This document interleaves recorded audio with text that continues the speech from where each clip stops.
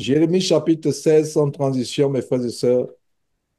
Jérémie chapitre 16, nous continuons d'approfondir ce merveilleux livre qui nous met en garde par rapport aux choses au temps de la fin. Ce livre qui continue à nous rappeler les temps de la fin dans lequel nous sommes. Et ça, c'est vraiment une grâce de Dieu de savoir qu'un livre qui a été écrit il y a des milliers d'années en arrière peut être une source immense d'exhortation, d'avertissement, de réprimande, d'encouragement, de mise en garde et aller suivre et resuivre les études passées, je vais dire les études approfondies des chapitres passés. Alors, nous sommes au chapitre 16 aujourd'hui, par la grâce de Dieu. Ouais, le temps passe et incroyable. J'étais en train de réfléchir comment nous sommes déjà en juin. Incroyable. Je vous assure que les temps sont finis. Le temps est fini. Je vous assure que le temps est fini. C'est incroyable. Je ne sais pas qu'en est-il de vous, mais savoir que nous sommes le premier jour aujourd'hui, je regarde en arrière, le temps passe et même les semaines, surtout ceux parmi nous qui ont des activités, ceux parmi nous qui ont des activités dans ce monde de vanité, sous ce soleil de vanité, je vous assure que le temps file. Une semaine, c'est comme si c'était 2 jours. Vous regardez en arrière, vous ne savez pas ce que vous avez accompli, même dans la journée. Une journée, c'est devenu comme quelques heures. Et c'est un grand rappel, c'est un grand rappel.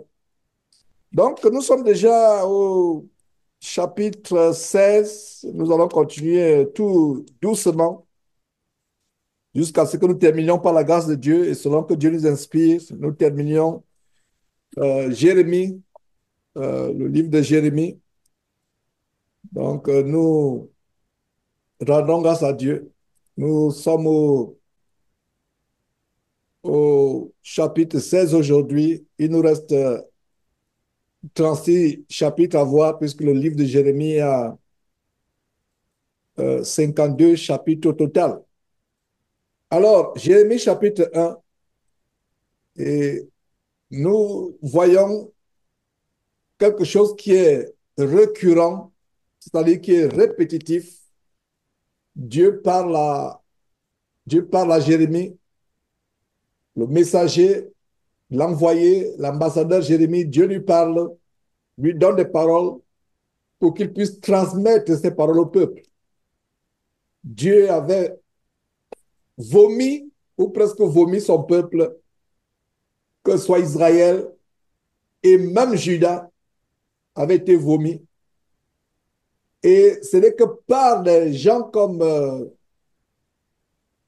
Jérémie que l'alliance de Dieu était maintenue avec son peuple, avec Israël et avec Juda. S'il n'y avait pas eu de Jérémie, je vous assure qu'il n'y aurait pas d'Israël aujourd'hui. On ne connaîtrait pas les grandes choses que nous connaissons aujourd'hui. Le Messie qui est issu. Et je commence par cet encouragement en disant comment une seule personne parmi le peuple de Dieu peut être celui-là par qui Dieu apporte l'espoir à tout un peuple. Mon frère, ma prière, c'est que tu sois présent ici parmi nous, que tu suives cette vidéo plus tard. Ma prière, c'est que tu sois celui par qui Dieu peut maintenir une, une alliance avec son peuple dans ta génération. Que tu sois dans ta génération celui par qui, à cause de ton intégrité, de ta droiture, de ta persévérance, de ton courage, de ta haine du péché, de ta haine des œuvres infructueuses des ténèbres, que tu sois celui par qui Dieu peut maintenir son alliance. Et aujourd'hui, nous avons une alliance plus excellente, une alliance plus grande que celle qui avait été établie au moyen des sangs des boucs, des agneaux, des taureaux. Notre alliance aujourd'hui, c'est une alliance beaucoup plus excellente, incomparable à l'alliance passée, l'ancienne alliance. C'est une alliance qui a été faite au moyen ou au travers du sang précieux, sans défaut, sans tache de, du Fils de Dieu qui est mort sur la croix, que Dieu a ressuscité 3 jours et 3 nuits après, que Dieu a fait lever à sa droite dans les lieux célestes. Il a traversé les cieux et s'est assis sur un trône au-dessus des cieux les plus élevés dans un endroit inaccessible qu'aucun œil humain ne pourra voir, que tous les télescopes des gens de la Silicon Valley, de tous les scientifiques du monde, malgré tous les projets de pouvoir percer ce mystère de la vie au-delà de cette terre, c'est un mystère consacré, c'est un mystère caché. Et la Bible dit que la gloire de Dieu, c'est de cacher les choses. Et Dieu a fait asseoir le Seigneur Jésus-Christ au-dessus de cette gloire.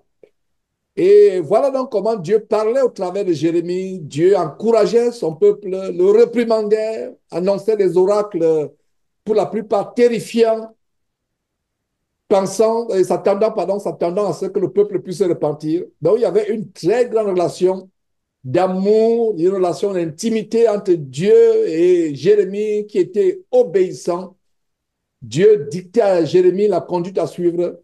Dieu dictait à Jérémie les choses à faire, même dans les aspects les plus intimes de sa vie, comme nous allons voir. Et c'est par là que nous allons commencer. La parole de l'Éternel me fut adressée en ces mots. Tu ne prendras point de femme et tu n'auras dans ce lieu ni fils ni fille. Waouh! Voilà le sort de Jérémie. Dieu lui a dit, tu ne prendras point de femme et tu n'auras dans ce lieu. Précisez bien, soulignez bien la précision, dans ce lieu, ni fils ni fille. Pourtant, Jérémie vivait au milieu de son peuple. Il vivait sur les terres qu'avaient occupées ses ancêtres. Mais Dieu lui donne cet oracle. Et c'est pour vous dire à quel point la contamination était arrivée.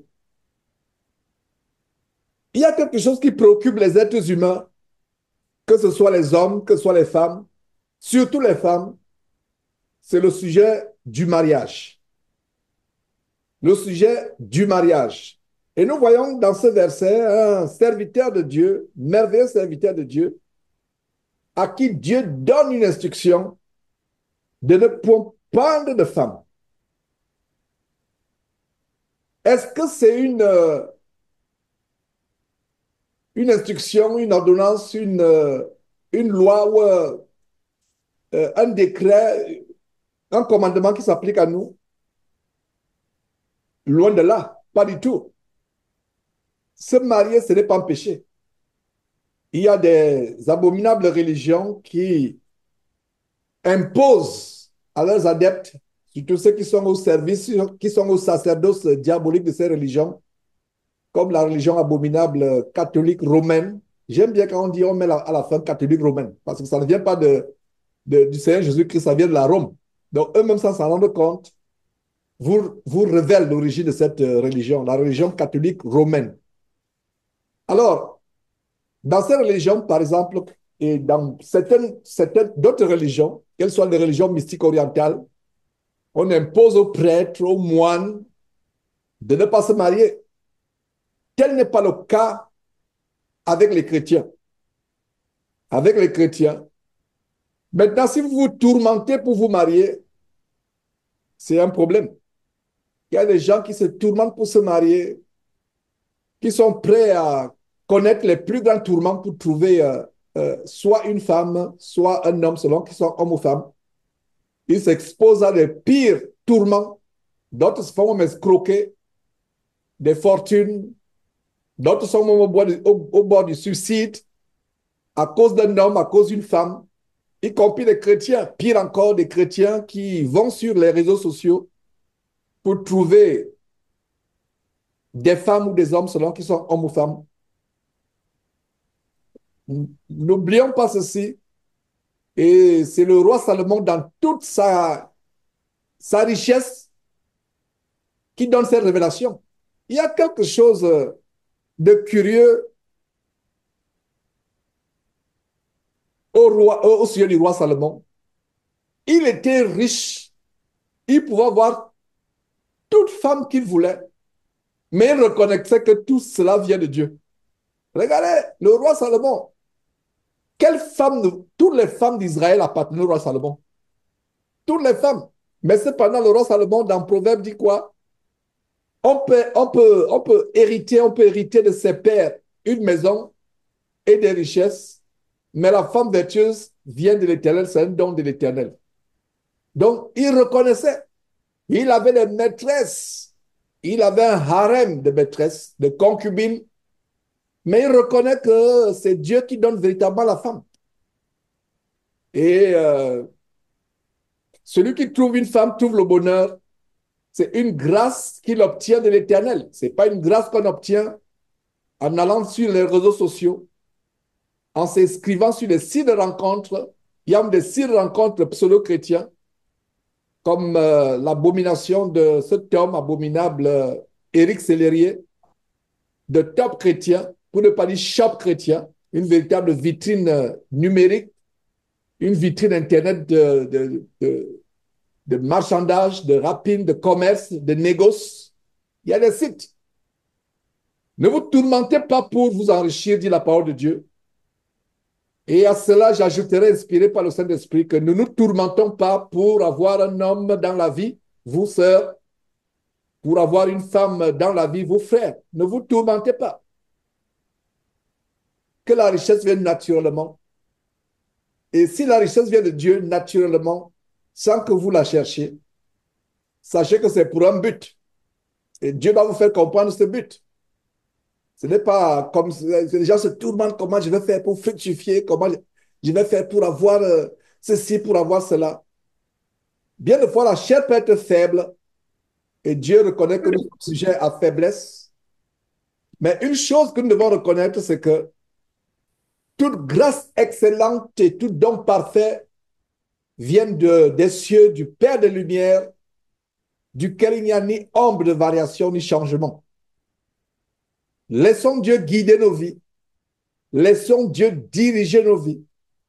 Quand tu es sur le point de te marier, jeune homme ou jeune fille, la première question, c'est quelle est ta volonté pour ma vie, Seigneur Dieu? Je n'aimerais pas faire une interprétation particulière. Je n'aimerais pas faire une conjecture, une supposition personnelle. Mais il ne serait pas surprenant qu'à ce niveau où nous lisons, il ne serait pas surprenant que Jérémie se serait soucié de se marier. Je ne dis pas que c'est le cas, mais il ne serait pas surprenant. Parce que quand Dieu dit, tu ne prendras point de femme, il se pourrait que Jérémie ait pensé à avoir une femme. Il se pourrait que Jérémie ait pensé à fonder une famille. Jérémie n'était pas un eunuque. Un eunuque, c'est quelqu'un, un homme qui a été démasculinisé.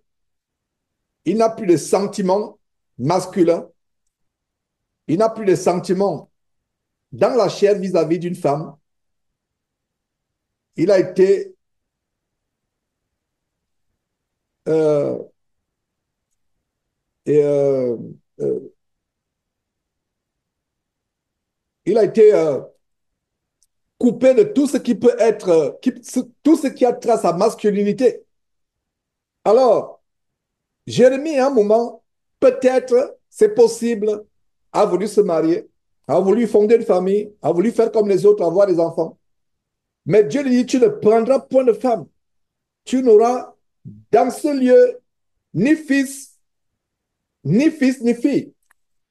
Et quand on va en Corinthiens chapitre 7, tournez vos Bibles, mettez le doigt dans Jérémie chapitre 16. Allons dans le verset, allons dans, ouvrons une parenthèse dans 1 Corinthiens chapitre 7. Et les Corinthiens avaient posé des questions à Paul par rapport au sujet du mariage. L'apôtre Paul commence au verset 1. 1 Corinthiens chapitre 7, 1er Corinthiens chapitre 7, verset 1.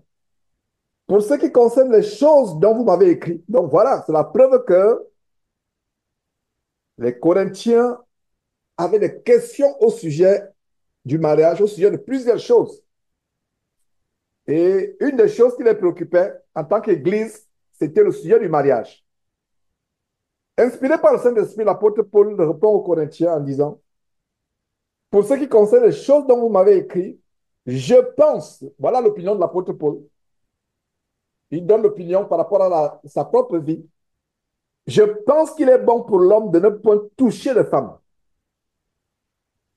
Je pense qu'il est bon pour un homme de ne, je pense qu'il est bon pour l'homme de ne point toucher les femmes.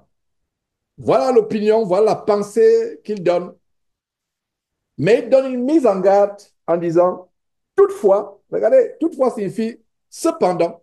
Donc c'est une exception, c'est une exception. Toutefois, pour éviter l'impudicité, que chacun ait ses femmes, c'est ça?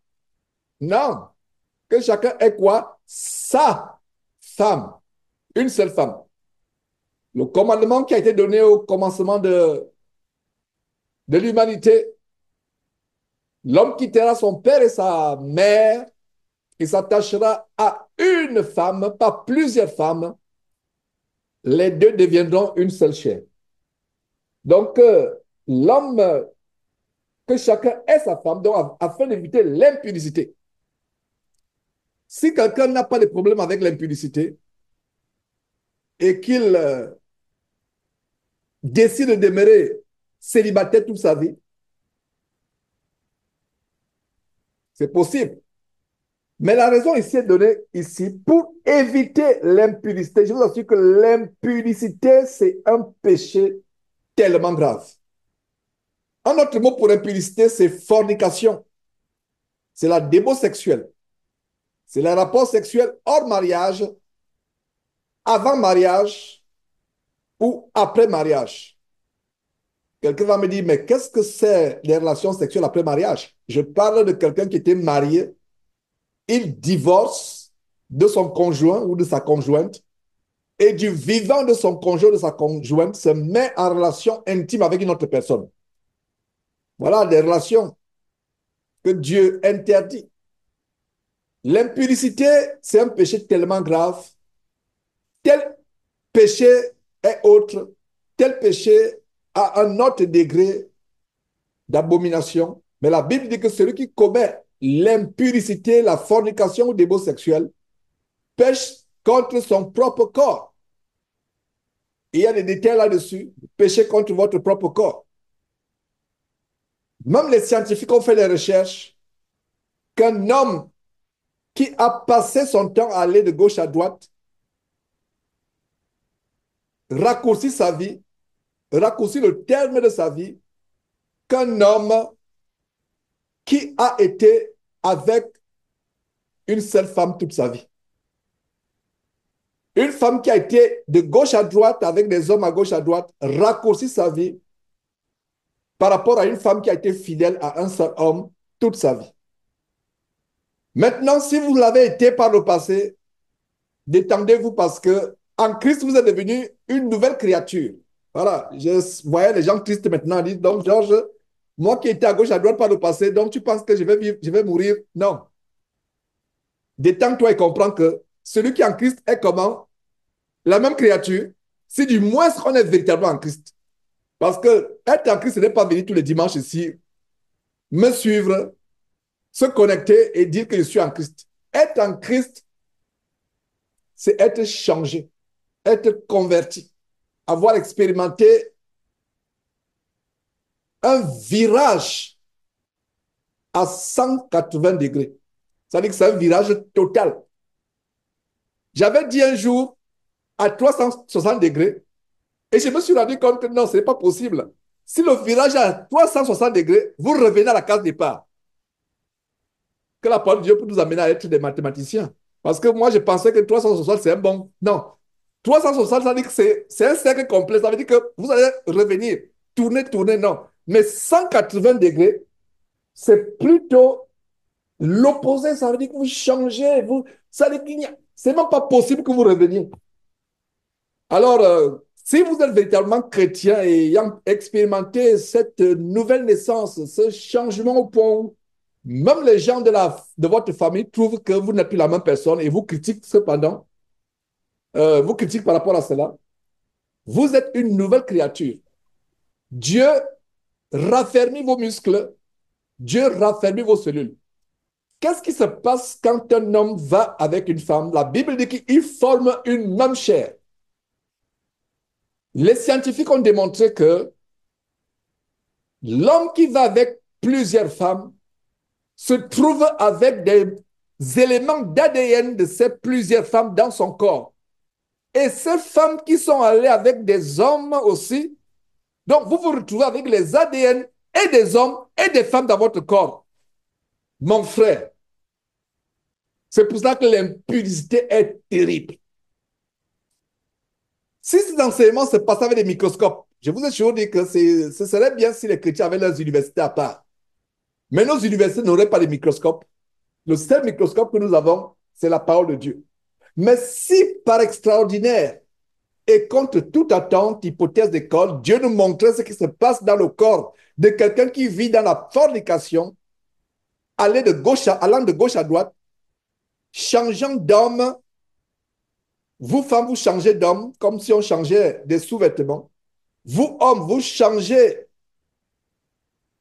de femme. Qu'est-ce qui se passe? Les éléments d'ADN invisibles et même visibles aussi, c'est invisible à l'œil nu, mais c'est visible. Ces éléments sont, toutes les femmes avec qui vous avez été, ces éléments sont dans votre corps, y compris les éléments avec tous les hommes avec qui ces femmes ont été. Et vous vous retrouvez dans votre corps avec les ADN de millions et de millions de personnes. C'est le même mystère que Facebook. Vous êtes en contact avec une seule personne, mais vous pouvez finir, vous pouvez arriver au point où vous êtes en contact au travers de cette personne, des personnes avec qui la personne est connectée, etc., jusqu'à l'infini. C'est ce que les gens de Big Tech avec Facebook, les réseaux sociaux, ont découvert. En fait, le facteur de multiplication à l'exponentielle. Et le même facteur de multiplication à l'exponentielle, et je m'adresse aux jeunes gens, quand vous allez avec, vous jeunes gens avec une femme, la femme avec qui vous allez, non seulement vous avez ce qu'elle a, et les scientifiques des grandes universités américaines ont démontré ça, j'étais scandalisé, j'étais choqué que les scientifiques démontrent la parole de Dieu. C'est des choses que moi je savais. Moi je savais ces choses à la lumière de la parole de Dieu. Mais quand ils sont venus avec, parce que, comment vous et moi nous le savions, la Bible dit que ne savez-vous pas que celui qui va avec une prostituée forme une même chair avec elle? Qu'est-ce que c'est une même chair? Ça veut dire que vos ADN fusionnent. La seule personne, jeune homme, avec qui tes ADN doivent fusionner, c'est la femme, sa femme. La seule personne avec qui tes ADN doivent fusionner, jeune homme, c'est ta femme. Jeune fille, la seule personne avec qui tes ADN doivent fusionner, c'est ton mari. Est-ce que vous savez même qu'il y a des gens qui ont dans leur ADN les chiens? Pourquoi? Vous allez dire, mais Georges, comment ça je peux avoir les ADN d'un chien dans mon corps? Je ne suis jamais allé avec un chien. Reste tranquille. Si tu es parti avec quelqu'un, qui est parti aussi avec quelqu'un d'autre, qui est parti avec quelqu'un d'autre, et dans sa chaîne, il y a un qui a fait la zoophilie, tu te retrouves en train d'être dans la zoophilie. Le corps humain, c'est une machine et il y a des médecins parmi nous. Donc, c'est pour ça il y a des médecins, je ne parle pas, je ne raconte pas l'histoire. Je vais à, je vais au-delà de la médecine, au-delà de la biologie, pour entrer dans les profondeurs, parce que la médecine, la science, c'est quoi? C'est le superficiel.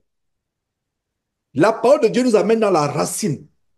Voilà comment vous pouvez être là, Vous avez l'ADN du chien dans votre corps parce que dans vos dans ce réseau, laissez-moi vous dire que dès que vous allez avec quelqu'un, regardez, c'est comme en mathématiques. A est égal à B, C, D, etc. jusqu'à Z. Ça veut dire que Z sera égal à A sera égal à F sera égal à L, et s'il y a C dedans, qui aussi été avec toi A, et le C là, c'est quoi? C'est le chien. Même si ça s'est passé, peu importe, on ne sait pas. Vous voyez, en fait, j'espère qu'on se comprend très bien. C'est pour cela que la repentance est importante. Donc, si vous m'écoutez, il est probable que vous ayez les ADN d'un chien dans votre corps. Regardez ce qui se passe et vous encore les sœurs, faisons attention, faisons attention, vous encore les sœurs, nous devons tous faire attention, hommes, femmes, mais vous particulièrement les sœurs, parce que la femme est un réceptacle. Ça veut dire que l'homme n'est pas un réceptacle, la femme est un réceptacle. Il y a eu des autopsies sur les cadavres d'une femme. La femme est décédée après. Là, je vous parle du domaine légal, du domaine criminel. Ça, c'est le domaine que je maîtrise très, très bien. Et il y a eu des personnes qui sont allées en prison parce qu'elle a violé une femme. Les caméras suivants, on dit on a vu les caméras, on a vu, etc. Mais la caméra n'a pas vu la caméra peut-être vu l'agression quelques temps après et peut-être qu'il a agressé la femme et il n'a pas abusé de la femme sexuellement. C'est quelqu'un d'autre qui a abusé de la femme sexuellement et peut-être l'a tuée. Et qu'est-ce qui se passe? 10 ans après, on sort le cadavre de la femme, on déterre le cadavre de la femme parce qu'il y a de nouveaux indices d'investigation et on trouve le violeur à travers un cadavre en putréfaction plusieurs années plus tard. Comment on a trouvé le vrai violeur? Les traces de la semence sont restées. Voilà ce que les polices d'investigation criminelle utilisent. Même la science sait ce que je suis en train de vous dire. Donc, faisons attention. J'ouvre une parenthèse. Dieu nous aime.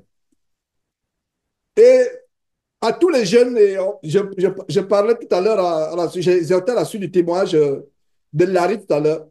Rien que ces choses doivent vous, vous dégoûter. Laissez-moi vous dire que si vous comprenez les profondeurs des mystères par rapport à la fornication, vous serez dégoûté de penser, toi, jeune fille, tu seras dégoûté de penser à un homme, de penser pouvoir être un homme avec un homme qui ne sera pas ton mari plus tard. Le plus grand mal qu'on peut faire à soi-même, c'est offrir son corps. Vous, femmes, vous offrez votre corps à un homme qui ne sera jamais votre mari, qui vient là seulement pour goûter, pour s'en aller. Le plus grand mal qu'un jeune homme peut faire à son corps, c'est aller goûter une femme avec qui elle ne sera plus, avec qui il sait bien qu'il ne sera plus, il sait pertinemment qu'il ne l'épousera pas. C'est pour cela qu'il n'y a pas de rapport intime avant le mariage. Voilà les mystères. Je vous assure que si je développe ces mystères, nous allons passer des heures et des heures et des heures. C'est un grand mystère. J'espère que nous comprenons cela, nous comprenons tout cela, à savoir que jusqu'à ce que tu te maries, l'abstinence est de règle. Celui qui va avec une prostituée forme une même chair avec la prostituée, y compris avec les personnes avec qui les prostituées sont parties, elles sont parties, que toutes ces personnes-là et toute personne qui est, qui est, qui a eu des animaux, parce qu'on ne sait jamais avec ce monde. Et l'accouplement avec les animaux date pas d'aujourd'hui. C'est depuis l'Antiquité. Aujourd'hui, nous avons les réseaux sociaux, les choses sont en train d'être vues. Mais je vous assure que ce n'est pas parce qu'il y a des gens qui disent, mais le monde là me dépasse, il y a des choses. Non, ces choses existaient toujours. Mais avec le monde de l'audiovisuel, les caméras, c'est des choses qui se développent. Et il y a des chrétiens qui sont choqués par rapport à l'homosexualité. Est-ce que vous savez que l'impudicité fait de vous un homosexuel? Comment? Par rapport à ce que je viens de développer, quand vous allez avec, jeune homme, tu vas avec une femme, cette femme-là, qui va avec d'autres hommes, tu te retrouves en train d'avoir les éléments de cet homme dans ton corps. C'est quoi? C'est l'homosexualité. Si tu peux être choqué, sois choqué, mais je serais content que tu sois choqué. Au moins, tu comprendras. Parce que quand tu vas avec une femme, soit une prostituée, soit une copine, cette copine-là va aussi avec d'autres personnes.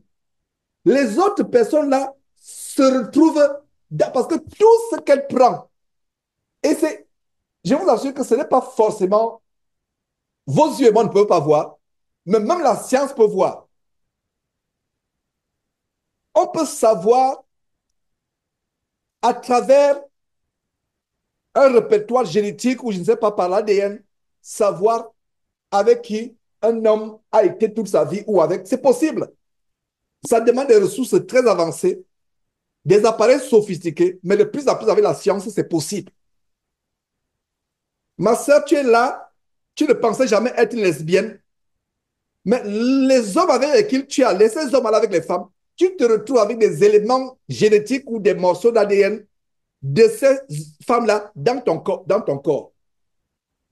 Vous voyez, là maintenant, vous comprenez pourquoi Dieu est bon. Dieu nous aime. C'est lui qui nous a créés. Il a créé notre corps. Il sait, il nous aime. 90% ou 95% parmi nous étions dans ces choses-là. Ça peut nous choquer. Je vois les têtes qui se baissent. Je vois, on est triste. Mais la bonne nouvelle, c'est que celui qui est en Christ est une nouvelle créature.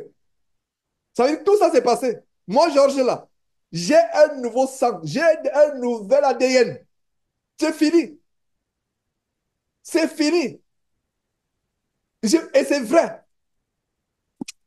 Quand Dieu fait disparaître les fibromes dans le ventre d'une femme, quand Dieu fait disparaître les cellules cancéreuses dans le corps d'un homme, par miracle, Daniel, docteur Daniel, si je précise docteur, c'est pour vous dire qu'il est médecin, médecin de son état, Daniel lui-même, il a expérimenté comment tout ce qu'on trouvait autour de ses reins, ça a disparu.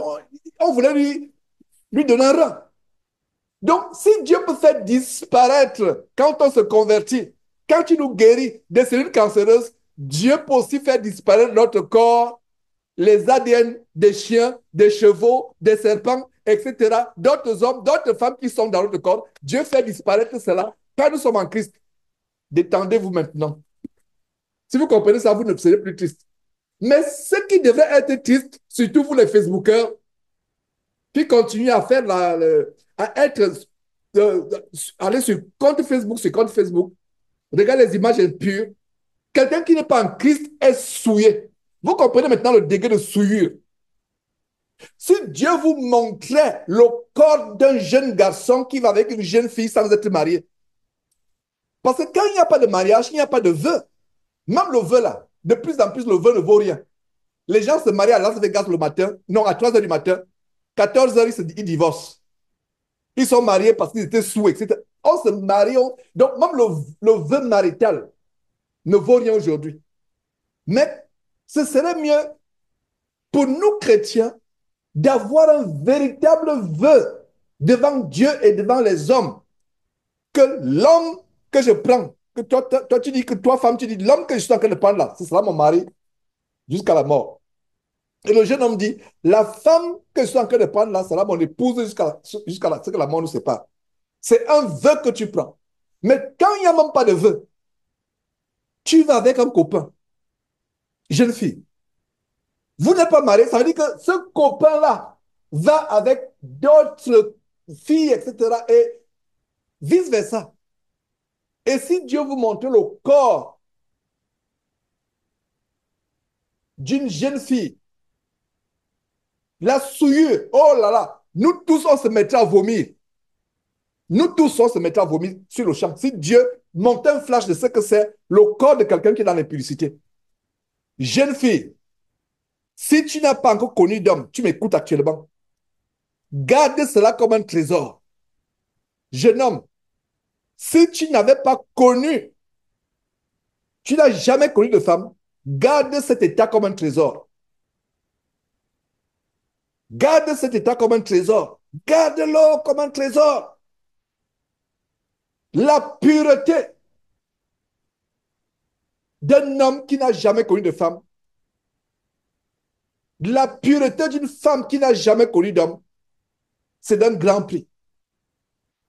Et quand cette femme qui n'a jamais connu d'homme se marie, avec son mari, Dieu ne voit pas ça comme la souillure. C'est les mystères.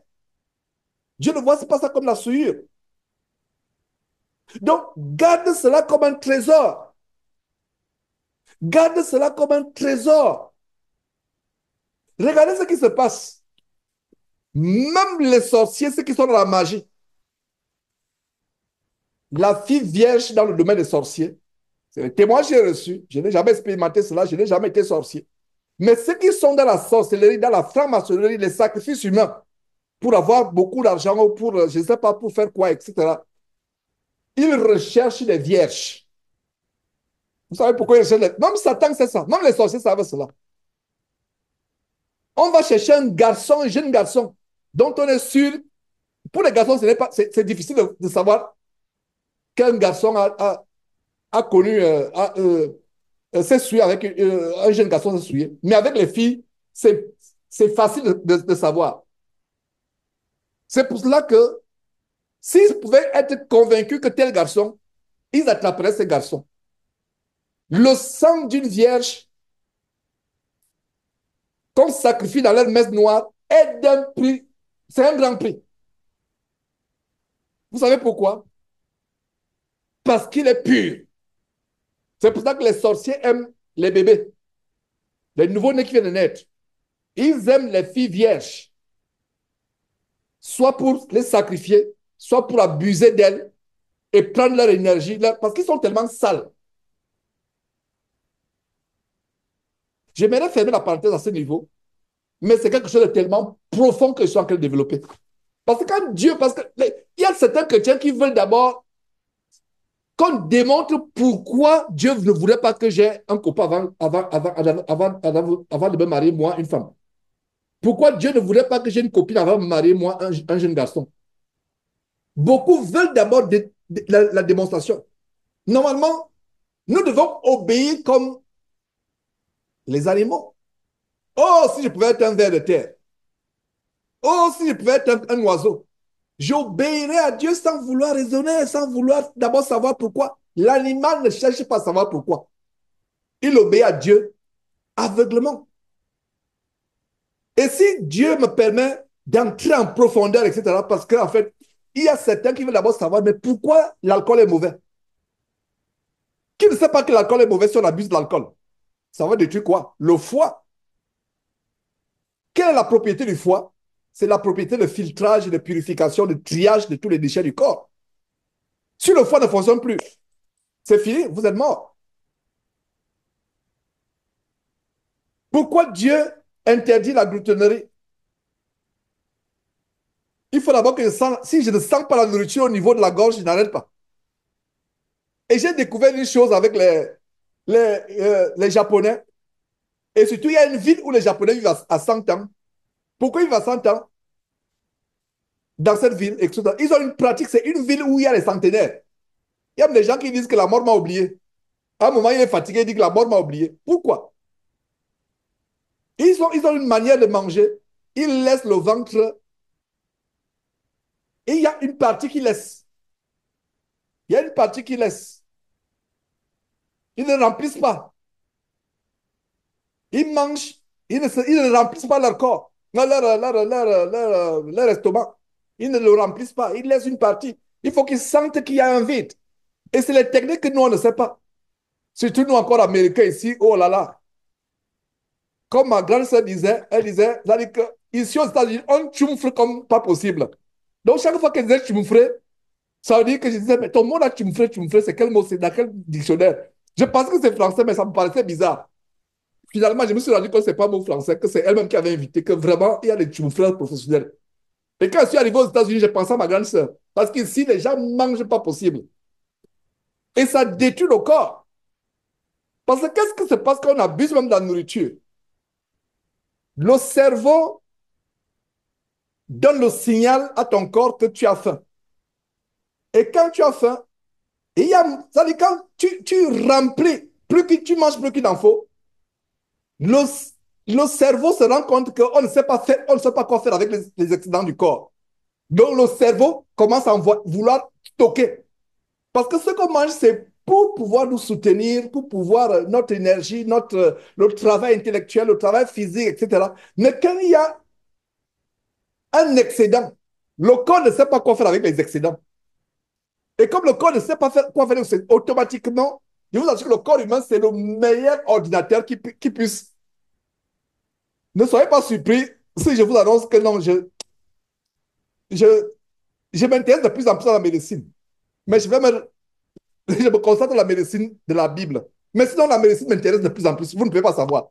Parce que je vois Dieu en la médecine. Oh, frère médecin, vois Dieu en la médecine. Le corps humain, c'est une machine et aucun homme ne pourra réparer cette. C'est-à-dire que tout est réglé. Quand vous voyez, par exemple, que la graisse s'emmagasine sur les parois intestinales, sur les foies, sur le foie et autres, quand je découvre ça, j'ai peur. Je ne voudrais pas détruire le, le, le beau corps que Dieu a créé. Et bien de fois, je ne sais pas si ça vous arrive, ça veut dire que je veux bien manger ceci. Oh, je veux bien prendre cette glace. Ah, je mets la gorge au cou. Je mets quoi voilà, voilà. Je mets le couteau au cou. C'est pour ça que la Bible dit quand tu es à la table avec un grand, le couteau, mettre le couteau à la gorge, ça fait mal, n'est-ce pas? Tu vois bien ces trucs vraiment, que ce soit vous qui êtes en France, la gastronomie française, que ce soit au Cameroun, que ce soit au Gabon, au Sénégal, tu es devant ton plat, tu veux. Ouais. Donc, même le corps, parce que quand Dieu parle les excès de table, les excès de table entraînent la mort. L'alcoolisme entraîne la mort. Vous voyez, on mange plus qu'il en faut. Normalement, le corps humain ne doit pas avoir les excédents de nourriture. C'est pour ça que le jeûne est important de temps en temps. Quand tu sens que tu as trop mangé, surtout les week-ends, après une semaine de travail, on veut se relaxer. On a envie, parce que dans la semaine, c'est bon. La semaine, là, c'est peut-être un sandwich, là, une petite salade, etc. Mais le week-end, là, tu es là. C'est là où tu veux ton bon foufou. Tu prends une boule, deux boules, trois boules. Ah, tu manges ton gombo, tu es content. Tu, tu veux prendre une glace le week-end. Et ça arrive aux gens qui sont vraiment très. Ça arrive à tout le monde. Mais quand le corps a pris ce surplus, le corps se rend compte que non, il y a un problème. Alors le corps, qu'est-ce que le corps est en train de faire? De manière automatique, il faut stocker ces excédents. Certains sont envoyés au cœur, d'autres sont envoyés et voilà. Et c'est des choses que j'ai apprises de plus en plus. Et quand je les apprends, je vois la parole de Dieu, je vois comment Dieu est un Dieu d'ordre. Dieu est un Dieu d'ordre. C'est difficile de se discipliner alimentairement. C'est difficile. Un, parce que beaucoup de gens ne voient pas ça comme étant un péché. Manger plus qu'il en faut, c'est un péché. Je ne savais pas que c'était un péché avant. Je ne savais pas que c'était un péché. Beaucoup aussi. Nous savons que la drogue, la cocaïne, c'est un péché. Nous savons que boire l'alcool, c'est un péché. Mais combien parmi nous savent que manger, c'est un péché? Manger plus qu'il en faut, c'est un péché. En fait, Dieu a de la nourriture pour nous réjouir et pour notre énergie. Mais quand il y a un surplus, oh là là, les problèmes de tension, les problèmes de mal au genou, le diabète, et tout ça c'est lié. Et laissez-moi vous dire que le diable attend cela. Il attend un moyen pour entrer.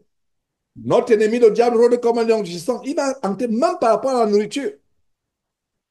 C'est là que le chrétien doit se discipliner. C'est vrai que nous devons manger de tout ce qui se vend au marché sans nous soucier, sans nous inquiéter par motif de conscience. Mais si vous avez une information sur l'origine d'un aliment, ce n'est pas par hasard que Dieu vous a donné cette information. Dieu vous a révélé qu'il y a un poison dans cet aliment. Maintenant, si vous n'avez aucune information sur l'origine de la viande du poisson, okay. Mais si vous avez l'information, prenez cette information au sérieux, prenez ça comme une révélation de Dieu pour vous mettre en garde. Que Dieu nous délivre par rapport à la gloutonnerie. C'est quelque chose de difficile. Mais c'est quelque chose qu'il faut aussi attaquer. Parce qu'on n'en parle pas. On a dit non, on ne devrait pas en parler. On n'en parle pas. Et si on est dans certaines régions de la terre où il y a le manque alimentaire, comme une Nigériane m'a choqué, je vais fermer bientôt la parenthèse sur la nourriture et on va revenir sur Jérémie. The belly wasn't meant to be flat. Oh! Enfin, j'ai dit ça en anglais, mais en français, c'est quoi? Le ventre n'est pas supposé être plat. Ça, c'est un dicton nigérien. The belly wasn't meant to be flat. The belly wasn't meant to be flat. Le ventre n'est pas. Et c'est pour ça qu'en Afrique, quand on voit un ventre, même quand j'ai grandissais, il y avait ce qu'on appelle l'expression en anglais. Oh, il a le ventre DG. Il a le ventre DG, un bon ventre, une petite bédaine qui tombe là, etc. On dit, ah, il est bien nourri. Et tu vois les nœuds au cou. Il a vu le cou DG. Ah, il a le cou DG. Quand il met son costard, là, il y a les nœuds qui se forment derrière. Là, on dit, oh, la femme le nourrit bien. Non. Il y a quelque chose qui doit se passer. Le corps doit avoir ce qui est nécessaire. Quelqu'un qui a dit que le ventre n'est pas supposé être plat, Dieu n'a pas que le ventre pour être plat.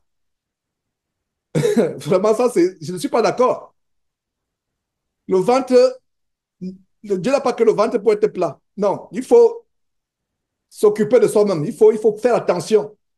Il faut faire attention. Et prier beaucoup, et surtout nous les Américains ici, c'est terrible. Si j'étais en France, je serais tellement maigre parce que justement j'ai compris ce principe. Mais ici aux États-Unis, l'alimentation est tellement riche et autre. Et soit dit en passant, il semble qu'on a un nouveau ministre qui est en train d'enlever tout le poison de ce qu'on mange ici. C'est difficile aux États-Unis, c'est vraiment difficile. Nous faisons beaucoup de sport. Moi, particulièrement, je fais beaucoup de sport. Bon, j'ai repris, hein, j'avais arrêté un moment, je fais beaucoup de sport, mais à un moment, tu te demandes, ce qu'on mange, c'est vraiment, on prie Dieu.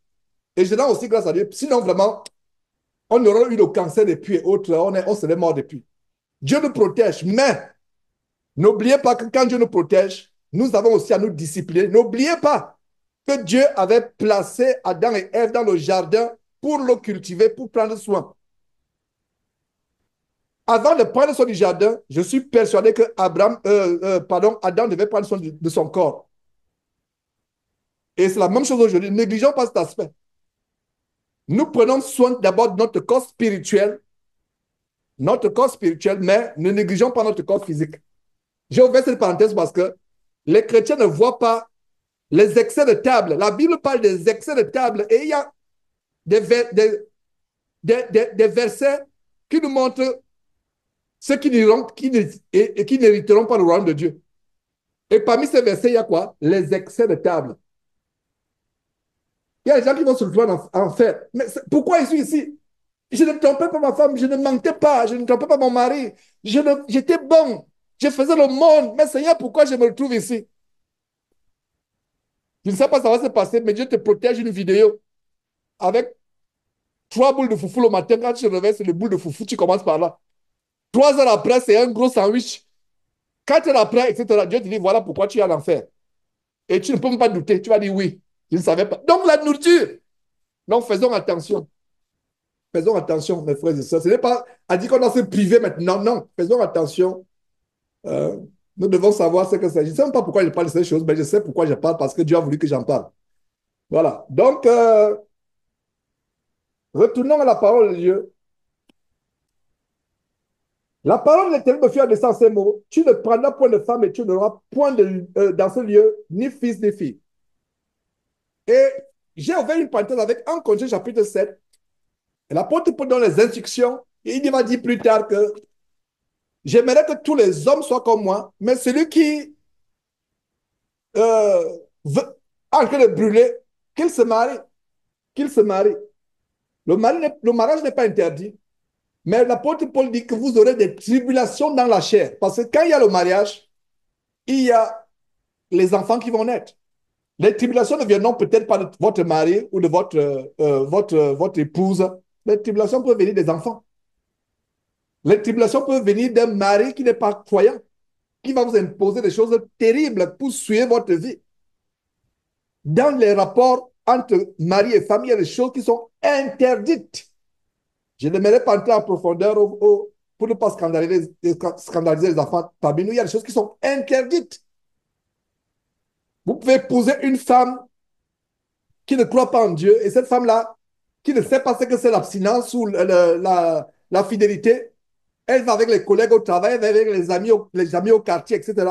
Et vous, voilà, malgré le fait que vous êtes chrétien, se réunissant ici dimanche avec moi, vous avez les ADN de votre femme. Non, les ADN des amants de votre femme et autres, comme j'ai parlé. C'est pour cela que c'est bien de se marier dans le Seigneur. Sœur en Christ, si tu veux te marier, ce n'est pas un péché. Mais prie Dieu d'abord de savoir est-ce que c'est la volonté que tu te maries. Si Dieu te dit que oui, c'est ta volonté que tu te maries, cherche quelqu'un qui craint Dieu. Un homme qui craint Dieu. Jeune homme, cherche une femme qui craint Dieu. Tu auras la paix. Si les tribulations viennent des enfants, ok, ça c'est autre chose parce que les enfants répondront d'eux-mêmes. Parce que les enfants sont sous notre responsabilité quand ils ne sont pas adultes. Mais si aux États-Unis, on devient adulte très tôt, 18 ans. Dès que tu as 18 ans, la loi te considère comme adulte. Tu peux prendre des décisions par rapport à toi-même. Et même devant Dieu, tu peux prendre des décisions devant toi. Tu ne diras pas que c'est mes parents qui m'ont amené en enfer. Dieu va dire tu avais 18 ans, tu pouvais choisir pour toi-même. Donc voilà, mes frères et sœurs, car verset 3, car ainsi parle l'Éternel sur les fils et les filles qui naîtront en ce lieu, sur leurs mères qui les auront enfantés, et sur leurs pères qui les auront engendrés dans ce pays, ils mourront consumés par la maladie. Vous voyez, voilà pourquoi Dieu donne la raison pour laquelle il a dit à Jérémie de ne pas prendre de femme et de ne pas avoir dans ce lieu ni fils ni fille. Pourquoi? La réponse est donnée au verset 3. Car ainsi parle l'Éternel. Regardez comment Dieu donne la raison. Ainsi parle l'Éternel. Il y a toujours une raison par rapport au commandement de Dieu. Et généralement, tous les versets bibliques des commandements de Dieu ne donnent pas de raison. Je reviens encore par rapport à la fornication tout à l'heure. Ne cherchez pas la raison. Quand Dieu a dit que la femme se voile avant de prier, ne cherche pas la raison. Fais-le. Dieu a dit, un homme ne va pas avec un animal. La raison. Est-ce que vous savez qu'il y a des histoires de femmes qui étaient dans un milieu de prostitution où on les faisait aller avec les animaux? Quelques-unes d'elles ont fini leur vie dans les asiles de fous, en aboyant comme des chiens. Parce que l'âme animale du chien est attachée à elle. Là, voilà, c'est bien aboyé. Dieu qui est l'auteur de la vie, il sait toutes choses. Confions-nous à celui qui sait toutes choses. Il sera, en vous disant cela, mes frères et sœurs, ce ne sera plus difficile d'obéir à Dieu. Regardez, nous qui avons des enfants, ils sont tellement curieux. Pourquoi on ne fait pas? Surtout quand l'enfant commence à parler, oh là là, il vous casse la tête. Mais pourquoi tu ne veux pas que je fasse ceci? Pourquoi cela? Pourquoi la fleur est rouge? Pourquoi ceci? Pourquoi? C'est là où vous savez que l'enfant n'est plus un enfant. Il commence à grandir. Pourquoi ceci? Pourquoi cela? Pourquoi je ne veux pas? Pourquoi tu ne veux pas qu'on touche? Pourquoi? Tu es fatigué de pourquoi à longueur de journée. C'est là où tu sens que, parce que le Seigneur Jésus a dit, devenez comme les petits enfants. Mais quand un enfant commence à raisonner, maman, pourquoi tu ne veux plus que je mette les pantalons? Pourquoi tu ne veux plus que je mette le vernis? Pourquoi tu ne veux plus que je ne mette plus les boucles d'oreilles? Pourquoi tu ne veux plus que je ne mette plus ceci ou cela? Pourquoi tu ne veux plus que je regarde ceci ou cela? Et bien de fois, nous parents, on veut expliquer aux enfants pourquoi. On t'assoit, on dit non, parce que Dieu ne veut pas que tu regardes ceci, parce qu'il y a ça. Mais tout n'a pas de raison. Si Dieu devait donner les raisons derrière chaque commandement, la Bible là aurait, je ne sais pas, la Bible serait plus la terre de la Bible sera plus que la tour Eiffel de Paris. Si Dieu avait donné les explications en profondeur des 5 commandements, comme regardez le temps qu'on a mis, quand je vous expliquais ce qui est derrière la fornication. Et là même, je l'ai fait qu'effleurer. Je n'ai fait qu'effleurer. En effleurant, ça nous a pris combien? Peut-être 10 minutes ou 15 minutes, en effleurant tout simplement.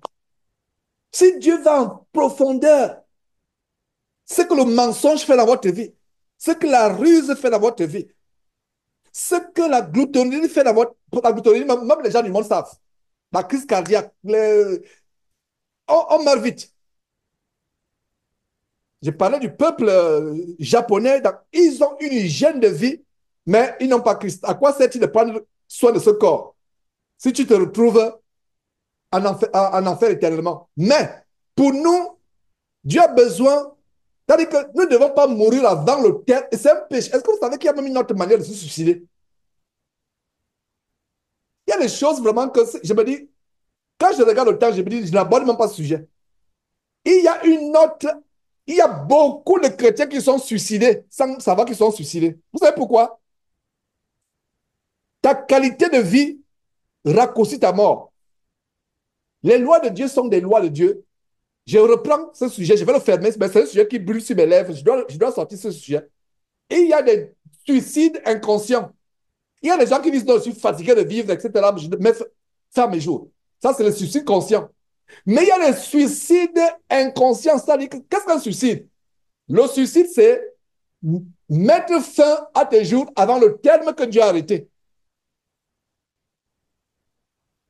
Dieu ne nous contrôle pas comme des robots, etc. C'est-à-dire qu'il dit que si tu vas mourir dans 50 ans, il te contrôle. Non. Dieu peut avoir décidé que tu vas mourir dans 50 ans. Tom, tu te jettes du pont, tu meurs. Tu vas avec les prostituées, tu chopes le sida. Tu abuses la bière, l'alcool, tu chopes un problème de foie, ton foie s'affaiblit, tu meurs. Voilà les suicides inconscients. Le suicide, c'est un terrible meurtre devant Dieu. Et c'est la même chose du suicide, le corps que tu as là. Si tu exposes ton corps au poison, aux choses toxiques, à une hygiène de vie lamentable sur le plan sexuel, sur le plan de l'alcool, des drogues, etc. Quelqu'un qui était un addict de drogue, un addict pardon, à la drogue, qui meurt prématurément, il s'est suicidé. Donc voilà un concept que beaucoup de gens ne savent pas. Il y a un suicide même inconscient, indirect. Beaucoup de gens seront jugés par cela. Quelqu'un va dire, j'avais prévu que tu vives jusqu'à 95 ans, mais tu es mort à 40 ans. Pour cela, tu ne peux pas venir dans mon royaume. Ah, pourquoi j'ai péché? J'ai fait... Non, tu t'es tué toi-même avant le temps. Et beaucoup de gens seront punis parce que leur style de vie a infligé une mort prématurée. C'est la même chose que j'ai démontré par rapport à l'avortement. L'avortement n'est pas seulement un meurtre contre un innocent qui ne peut pas se défendre, un être aussi pur qui est dans le cocon douillet du fœtus de sa mère. Mais au-delà de ce meurtre, c'est un crime contre Dieu. Vous arrachez des mains de Dieu un être que Dieu a créé de tisser dans le ventre de sa mère. Vous arrachez ça du travail de tissage de Dieu. Vous voyez? C'est des mystères. Il faut que nous entrions en profondeur dans ces mystères. C'est la même chose avec quelqu'un qui meurt parce qu'il a abusé la cigarette. Enfin, c'est même, il n'y a pas une telle chose d'abuser la cigarette. Qui prend la cigarette? On peut abuser la nourriture, on peut abuser du vin, mais on n'abuse pas la cigarette. Même une seule cigarette, c'est déjà un abus. Donc, je retire, je voulais plutôt dire que qui meurt parce qu'il fumait. Donc, vous voyez, c'est ça. Alors, Dieu donne la raison. Pourquoi j'ai encore ouvert cette parenthèse? C'est parce que on s'attend à ce que Dieu nous explique le pourquoi de ses commandements. Des fois, Dieu le fait, mais ne vous attendez pas à ce qu'il sait. Confiez. Parce qu'en fait, quand tu veux savoir le pourquoi des commandements, c'est aussi un péché en soi. Tu es en train de douter. En fait, c'est comme si regardez un enfant. Il n'a même pas 5 ans, mais il te pose des questions. Ah, moi, je ne veux pas faire ceci. Pourquoi? Moi, je préfère. Pourquoi? L'enfant doute de l'intelligence de son père ou de sa mère. C'est ce que nous faisons avec Dieu. Quand tu cherches d'abord à savoir le pourquoi du commandement, tu es en train de remettre en doute l'intelligence du suprême créateur, le Dieu qui a créé tout ce. Tu remets en doute ça. Il sait tout. Pourquoi ne pas tout simplement faire confiance à ce Dieu, à ce merveilleux Père, lui dire, oh, si tu as dit, Seigneur Dieu, je ne sais pas pourquoi, j'obéis seulement. Voilà. Mais si l'une des rares fois où Dieu explique pourquoi le commandement, il dit, verset 4, les personnes que tu vas engendrer mourront consumées par la maladie, parce que Dieu devait consumer tout le pays. On ne leur donnera ni larmes ni sépulture. C'est-à-dire qu'il y aura tellement de morts qu'on sera fatigué de mourir. Il n'y aurait plus de place pour enterrer. Voilà ce que ça signifie. Donc, il n'y aura même plus quelqu'un pour te pleurer. Il n'y aura plus de sépulture parce qu'il y aura tellement de larmes qui auront coulé qu'il n'y aurait plus de larmes dans le corps. Il n'y aurait même plus de place pour enterrer. Ils seront comme le fumier de la terre, effectivement. Ils périront par l'épée et par la famine, et leurs cadavres serviront de pâture aux oiseaux du ciel et aux bêtes de la terre. Voilà pourquoi Dieu dit à Jérémie, non, ne prends pas de femme dans ce pays, n'aie pas de fils ou de filles dans ce pays. Verset 5, car ainsi parle l'Éternel. Voilà, le commandement continue, Dieu continue à parler à Jérémie. N'entre pas dans une maison de deuil, n'y va pas pleurer et te lamenter avec eux, car j'ai retiré à ce peuple ma paix, dit l'Éternel, ma bonté et ma miséricorde. Regardez ce qui se passe Regardez ce qui se passe quand le Seigneur Dieu, enfin, quand le Fils de Dieu, plutôt, dans Luc chapitre 9, appelle quelqu'un, il dit, quelqu'un qui aurait pu être son disciple, il dit, viens, suis-moi. Et cet homme a dit, vraiment, permets-moi d'abord d'aller ensevelir mon Père. Et vous pouvez lire ça en Luc chapitre 9. Mais Jésus lui dit, en Luc chapitre 9, verset 60, laisse les morts ensevelir les morts, et toi vas annoncer le royaume de Dieu. Laisse les morts ensevelir les morts. Je n'ai pas compris cela pendant plusieurs années jusqu'à ce que Dieu m'ouvre l'intelligence pour me faire comprendre que ceux qui enterrent les morts qui sont morts réellement, eux-mêmes, ils sont morts parce qu'ils ne connaissent pas le Fils de Dieu, Jésus-Christ. Ils sont des morts ambulants. Il n'y a pas de différence entre le mort dans le cercueil et le mort qui a en train de pleurer les autres morts. C'est pour ça que moi, particulièrement, je n'aime pas les maisons de deuil. Celui qui est mort est mort. Et tout le cérémoniel, surtout si vous êtes originaire d'une culture où l'animisme est prononcé, comme par exemple au Cameroun, au Congo ou à Madagascar, il y a les rites qu'on fait lors des veillées, il y a les choses qui se font, et vous participez à ces choses sans vous en rendre compte. Maintenant, si je perds quelqu'un qui m'est cher, il n'y a personne pour s'occuper de la personne qui est morte, je vais m'en occuper. Mais laissez-moi vous dire qu'il y aura toujours des morts pour s'occuper des morts. Donc, mettez-vous à l'écart de ces choses. Il y aura toujours des morts. Vous perdez un parent, vous perdez quelqu'un, il a dit, mais vraiment, ton père est mort, tu ne l'as pas enterré. Ta mère est morte, tu ne l'as pas mise en terre. La question que tu vas poser, n'y avait-il pas de personnes pour la mettre en terre? On avait l'embarras du choix. Donc, il y a cette culture qui consiste à vouloir faire comme les autres, à vouloir. Et là, c'est les doigts accusateurs qu'on va pointer. Ah, tu n'étais pas au deuil, tu n'étais pas la veillée, tu n'étais pas ceci, on ne t'a pas vu faire ceci. Il y a les doigts accusateurs qu'on pointe. La personne qui est morte est morte. La personne qui est morte est morte. Et moi, particulièrement, voilà ce que je fais. Si quelqu'un que je connais a été éprouvé par la perte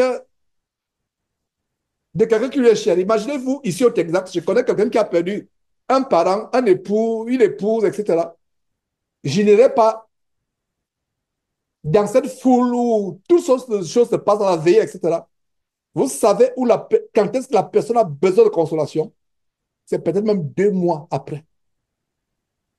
C'est même 3 mois après, parce que c'est là où la douleur, le vide se produit. C'est là où tu peux dire que, OK, vraiment, ma famille et moi, on aimerait passer une semaine avec toi ou un week-end avec toi. Un mois après, 2 mois après, tu te prépares, tu dis que voilà, je ne voulais pas ajouter au stress. Laissez-moi vous dire, quand vous avez quelqu'un qui est mort, il y a le stress, les gens sont là. À un moment, la personne qui éprouve a besoin d'être seule. Et la personne n'a pas ce temps-là. Donc, tu ajoutes à cela les gens, les va-et-vient. Il y a d'autres qui viennent pour s'amuser, pour blaguer, pour rigoler, pour courtiser les hommes ou les femmes, pour faire toutes sortes de choses. Moi, je ne mixe pas cela. C'est pour ça que vous ne me verrez pas à un deuil. Vous ne me verrez pas. Là où vous allez me voir, c'est un mois après. Vous pouvez appeler la personne de temps en temps, vous dire non, je sais que tu as été éprouvé, mais un mois après, tu vas, tu t'assois. Tu t'assois, tu dis que voilà. Hein, ne prépare le fait. Non, même toute la semaine, nous allons faire à manger pour toi. Ne touche à rien. Reste là. Tu seras aux petits oignons. Ne touche à rien. Non, va. La maison sera lavée, ton linge, ne touche à rien. On va s'occuper. Reste seulement là, reste. Tout ce qu'on peut faire, on chante les cantiques ensemble. Voilà comment nous, chrétiens, on peut consoler quelqu'un. Parce que la personne qui est partie est partie. Vous voyez, c'est des choses. Maintenant, si vous voulez toujours vous mixer à ces choses, et laissez-moi vous dire que c'est là où il y a des esprits de mort qui attaquent beaucoup de personnes. Évitez les maisons de deuil. Évitez les maisons de deuil. Verset 5, ainsi par l'Éternel, n'entre pas dans une maison de deuil, n'y va pas pleurer, te lamenter avec eux, car j'ai retiré. Dieu donne une raison. La raison n'est pas la même que la mienne, parce que la révélation que nous avons aujourd'hui en Jésus-Christ, elle n'était pas distribuée au temps de Jérémie, mais au temps de Jérémie, Dieu disait, ne va même pas pleurer avec eux, parce que j'ai vomi ce peuple. Je leur ai retiré ma bonté et ma miséricorde. Donc, ne va même pas pleurer avec eux. Ça, c'est une raison. Mais nous, aujourd'hui, le Seigneur Jésus qui nous a donné une révélation, à savoir que laissez les morts enterrer les morts. Il y aura tous les gens pleins au deuil. Je vous assure que ton père peut mourir dans un pays où tu n'y es pas. Ne te soucie pas. Il y aura des gens, même les gens du quartier avec qui il ne parlait pas, c'est les gens même qui vont l'enterrer. C'est que on enterre la hache de guerre lors d'un deuil pendant une semaine et après le deuil, on reprend la guerre. On reprend la guerre. Même le voisin, j'ai vu cela. Quelqu'un qui meurt, c'est là tous ses ennemis viennent. Tous les ennemis, ah, ce monsieur-là, vraiment, ah, il était bon, il était ceci, il était cela. C'est là où vous voyez tous les éloges.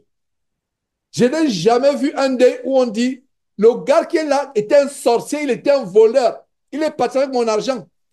Il maltraitait sa femme, il maltraitait ses enfants. Je n'ai jamais vu. Même l'ennemi va venir dire, ah, il était bon, il est... Non, c'est pas ça. Donc, il y aura toujours les gens pour vous occuper. Les morts sont toujours, ils sont nombreux. Entre le séjour des morts et le séjour des vivants, qu'est-ce qui est plus nombreux? C'est ceux qui sont morts. Même les vivants qui n'ont pas Christ sont morts. Donc, le séjour des morts est rempli. Même dans les rues, dans les quartiers, c'est toujours le séjour des morts. Donc, il y a deux sortes de séjour des morts. Il y a le séjour des morts, là où on enterre les gens, là où ils sont partis, c'est un mystère. Mais il y a aussi le séjour des morts, ceux qui ne croient pas en Christ. Donc, il y aura tous les morts pour enterrer les morts. Voilà. Donc, faisons attention aux veillées, etc. C'est les choses dont vous devez vous éloigner. Je connais un parent à moi, quand il n'est pas chrétien, hein, mais quand il y avait les deuils, il ne voulait pas que les enfants aillent. Il n'est pas chrétien. C'est en regardant en arrière que tu dis, waouh, tu vas aller, papa, j'aimerais aussi venir au deuil. Il dit, non, non, non, mes enfants, ne venez pas. Pourquoi, papa? Non, il y a des mauvaises choses qui se passent dans les veillées, des mauvais. Il n'est pas chrétien. Il sait. Donc, vous qui êtes prompt à aller au deuil, comme j'ai un petit frère, j'espère qu'il va changer. Même père, même mère. Je ne sais pas quel deuil il a manqué. S'il m'écoute, vraiment, c'est d'aller au... C'est comme... Je ne sais pas quel deuil il peut manquer au Cameroun. Oh, tel, il part. Et ma prière, c'est qu'il sorte du séjour des morts et vienne à Christ. C'est terrible. Je l'aime bien, c'est le dernier de notre famille. Malgré le fait qu'il a plus de 40 ans, je le vois toujours comme un enfant. Et il ne le sait pas. Et je l'aime beaucoup. Je ne comprends pas pourquoi ils sont restés dans cette abomination du ministère de la voix. Mais ma prière, c'est qu'ils sortent. Et prions pour les gens nos familles pour qu'ils sortent. Ça fait mal de savoir comment les gens peuvent toujours être enfermés dans ces voies de mort. Donc, faisons attention aux veillées de prière, aux deuils, etc. On ne va pas pour la personne qui est morte. On va pour des personnes qui sont affligées. Et manifestons cet amour. Le frère Daniel tout à l'heure témoigne de l'amour qu'on a manifesté à son égard, que les frères ont manifesté à son égard, effectivement. C'est par l'amour que nous avons les uns avec les autres que nous saurons, que le monde saura que nous sommes chrétiens. Il est anormal qu'un frère, quelque part, ait perdu un membre de sa famille. Et si vous êtes physiquement dans sa ville, dans son village, même dans son pays, allez passer un peu de temps avec lui, consoler la personne, ça va lui faire du bien. Ça va lui faire du bien. Voilà. Verset 6. Grands et petits mourront dans ce pays. On ne leur donnera point de sépulture. On ne les pleurera point. On ne les pleurera point. On ne se fera point d'incision. Et on ne se rasera pas pour eux. Incroyable ce détail culturel. Dans le peuple, parmi le peuple juif, ils avaient une pratique, et c'est une pratique soulignée, on ne se fera point d'incision. Il y a un commandement de Dieu qui dit de ne pas se faire les incisions sur le corps. Aujourd'hui, il y a le tatouage. Et regardez comment ces pratiques païennes ont infiltré le peuple de Dieu. Quand on dit ici, on ne se fera point d'incision, ça ne veut dire pas que faire les incisions pour un mort, c'est quelque chose de bien. Dieu est tout simplement en train de se rappeler leur culture animiste abominable qu'ils ont hérité, qu'ils ont pris les nations qu'ils imitaient. La Bible disait, Dieu donnait pourtant le commandement, ne suivez pas les voies des nations. Les coutumes des hommes ne sont que vanité. Mais regardez comment il y avait cette pratique de se faire les incisions pour un mort. Et c'est là où vous voyez un lien entre certaines cultures africaines où on fait des incisions pour le mort. On se fait des incisions. Et c'est ce qui amène certaines personnes, soi-disant chrétiens, ignorants, qui disent que peut-être que Jésus était noir, les Juifs étaient noirs et autres. Et en passant, si vous croyez à cela, je vous plains. Il y a un aîné ici aux États-Unis avec qui je me suis séparé lamentablement, qui a fait des émissions que j'invitais, que je l'ai invité, je crois, une ou deux fois sur Jésus-Christ TV. Mais un jour, il m'appelle, il dit qu'il a fait des recherches avec la librairie de Russie à Moscou, avec les écrits de Poutine, avec les recherches avec les rabbis de New York. Il a découvert que Jésus est noir. J'ai pleuré. J'ai dit, oh, est-ce à ce point? Est-ce à ce point? On va prendre quelques versets à gauche, à droite pour démontrer que Jésus est noir. Parce qu'il y a un sentiment africaniste qui est de plus en plus montant. Nous, chrétiens, vraiment, je vous assure, faisons attention. Le chrétien ne se soucie pas de la politique. Le chrétien ne se soucie pas de tous ces mouvements d'africanisme qui montent, etc. Et faisons attention. On peut perdre la foi avec de telles choses. Et si on ne fait pas attention, on peut faire naufrage par rapport à la foi. Et n'oubliez pas, la foi vient de ce qu'on entend, et ce qu'on entend vient de la parole de Dieu. Verset 7. On ne rompra pas le pain dans le deuil pour consoler quelqu'un au sujet de la mort. Et l'on n'offrira pas la coupe de consolation pour un père ou pour une mère. Donc Dieu était vraiment fâché contre ce peuple que même après la mort, il ne devait pas avoir de consolation. De consolation. Et ça ne s'arrête pas là, ce n'est pas seulement au sujet de deuil. N'entre pas non plus dans une maison de festin pour t'asseoir avec eux et pour manger et pour boire. Faisons tellement attention. La Bible dit que si quelqu'un n'obéit pas à la parole de Dieu, ne lui dit même pas salut. Parce que celui qui lui dit salut participe à ses mauvaises œuvres. Et c'est un verset, c'est un commandement de Dieu que même parmi nous, on a du mal à mettre en pratique. Quand on dit par exemple que vraiment tel frère a été coupable parmi nous d'une abomination, mettons dans les cas, je suis, je suis bombardé des emails. Mais frère, pourquoi? Qu'est-ce qui s'est passé? Pourquoi? Qu'est-ce qui s'est passé? Qu'est-ce qu'il a fait? Pourquoi? Pourquoi? C'est quand même difficile. On était déjà liés. Il connaissait mes enfants, mais pourquoi je vais le bloquer maintenant? Pourquoi je vais le bloquer? Pourquoi? Pourquoi? Je reviens encore au pourquoi. Je vous assure que il y a un mystère derrière être en contact avec quelqu'un, soi-disant frère ou sœur, qui a été coupable d'une abomination, dont la personne ne s'est pas repentie. La Bible dit, ne lui dites pas salut. Dans ce que tu lui dis salut, tu participes. Et le verset continue en disant, tu contribues à ses mauvaises œuvres. Donc, il y a un lien spirituel. Voilà des personnes qui vont se retrouver en enfer. Mais Seigneur, pourquoi je vais en enfer? Le jour du jugement. Tu étais un merveilleux croyant. Tu étais intègre, tu étais droit, tu étais pur, tu avais la haine du péché. Mais tu as maintenu un contact avec un frère. Tu as maintenu un contact avec un frère. Quand la Bible dit, n'ayez pas de contact avec eux, le but c'est qu'ils aient honte et qu'ils soient amenés à se repentir. Et les bras sont toujours ouverts. Si un frère qui vous a fait du mal, qui vous a affligé, vient dire, oh frère, je te demande pardon. Oh sœur, je t'ai fait du mal. Oh sœur, pardonne-moi, je t'ai fait du mal. Oh frère. La personne s'est repentie. La personne revient et si Dieu pardonne et la personne a demandé pardon, tu reçois le pardon. Même le Seigneur Jésus-Christ a dit à Pierre et autres qui lui posent la question, combien de fois dois-tu pardonner dans la journée quelqu'un qui vient te demander pardon? Le Seigneur Jésus a dit 70 fois, 7 fois. C'est une figure pour dire que autant de fois, d'innombrables fois. Donc il y a des mystères. Quand Dieu dit, voilà, Dieu dit, n'entre pas non plus dans une maison de festin. Pour faire quoi? Pour t'asseoir avec eux, pour manger avec eux. Et l'apôtre Paul précise qu'il ne s'agit pas des gens du monde, mais il s'agit des gens qui se disent frères, quelqu'un se disant frère.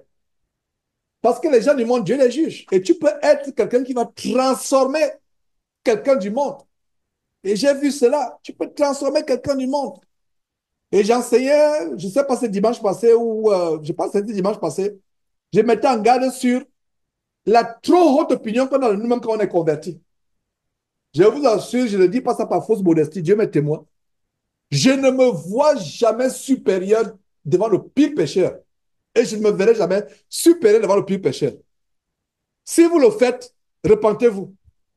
Je ne me verrai jamais supérieur devant le pire pécheur. Je vois, et ça me rappelle que, Georges, tu es ce que tu es à cause de la grâce.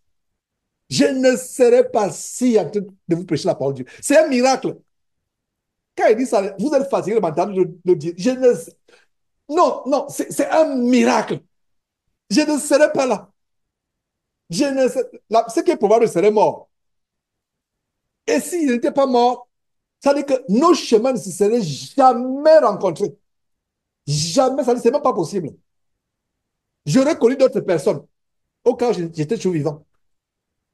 Mais si nos chemins sont rencontrés et j'ai la Bible dimanche après dimanche devant vous, oh là là, c'est un grand miracle. Malgré cela, je ne me verrai jamais supérieur. Même si je vois une scène qui m'outre, qui me choque, même si je vais en allant marcher, je rencontre devant moi un homme avec une jupe qui arrive au genou, les poils usés tout au long des mollets musclés, comme ma sœur disait souvent qu'il y a un de nos petits, elle disait qu'un de nos petits frères avait les mollets de Judas. Je dis, mais comment tu as vu les mollets de Judas? On lui pose la question, mais comment tu penses que c'est les mollets qui a... Tout simplement parce que vous voyez dans les dessins animés, on représente Judas comme étant quelqu'un de méchant, même ses mollets ont une forme. Donc, même si je rencontre quelqu'un qui est musclé jusqu'au mollet, il a un talon, il met une perruque avec la barbe, avec le rouge à lèvres, et j'en ai rencontré.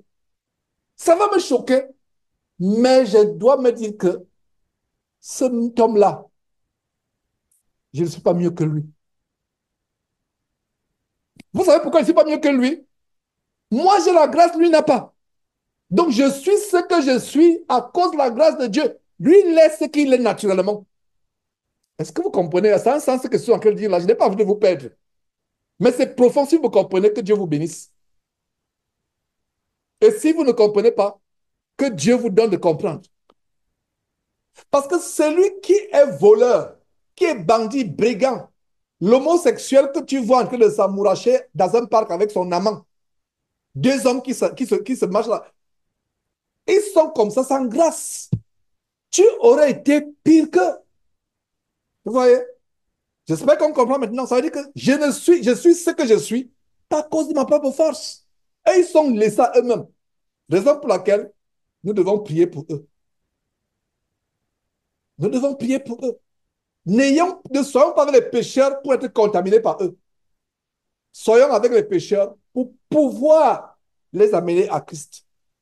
Pour pouvoir les amener à Christ. Maintenant, frères et sœurs, quelqu'un qui se dit chrétien, qui est toujours ivrogne, qui vient chaque matin parmi nous étant ivre, on te met en garde 2 fois, 3 fois, mon ami, tu vas te mettre de côté. Et il n'y a plus de contact. Il n'y a plus de contact. Il y a une bénédiction. Regarde quand le Seigneur Jésus dit, celui qui trempe la main dans le plat avec moi, c'est celui-là qui va me livrer. Il y a une puissance quand tu manges avec un frère. Il y a quelque chose. Quand un frère vient dans ta maison, vous vous attablez, vous mettez la nourriture ensemble, vous priez, vous vous donnez les mains pour prier, vous bénissez cette nourriture. Il y a quelque chose de tellement grand. Les Juifs avaient compris ce mystère.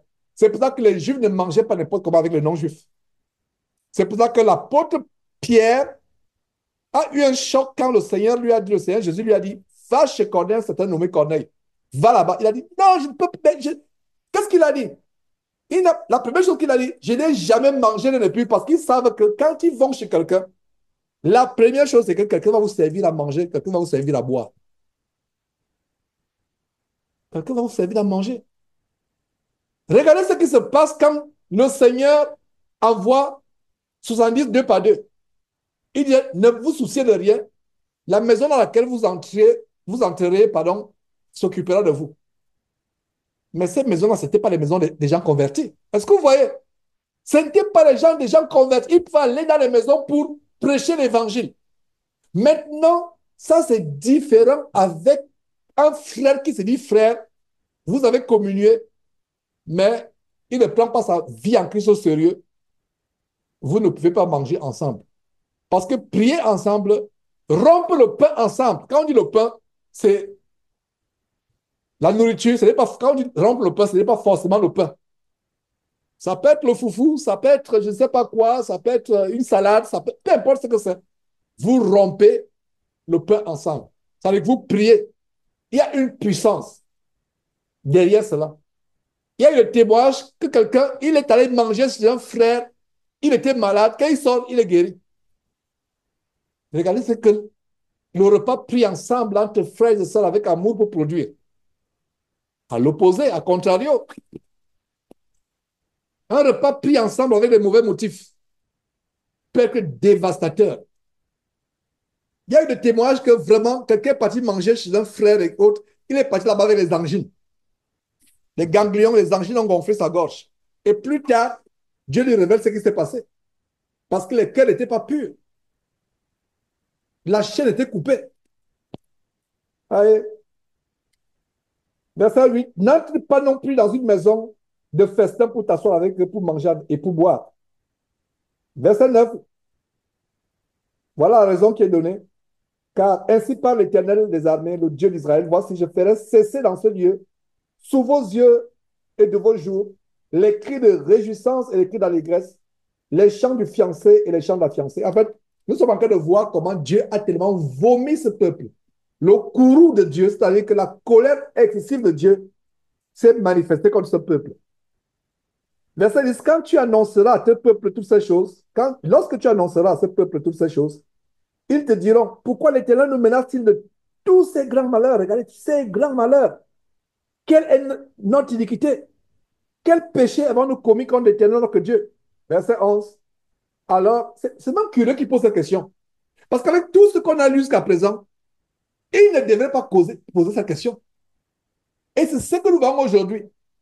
Même le chrétien le plus pécheur, parce qu'il est dans la voie du Seigneur, il ne voit même pas son péché. Il ne voit même pas qu'il est tombé. Plus Dieu nous ouvre les yeux pour nous convaincre de justice et de jugement, pour nous convaincre de péché.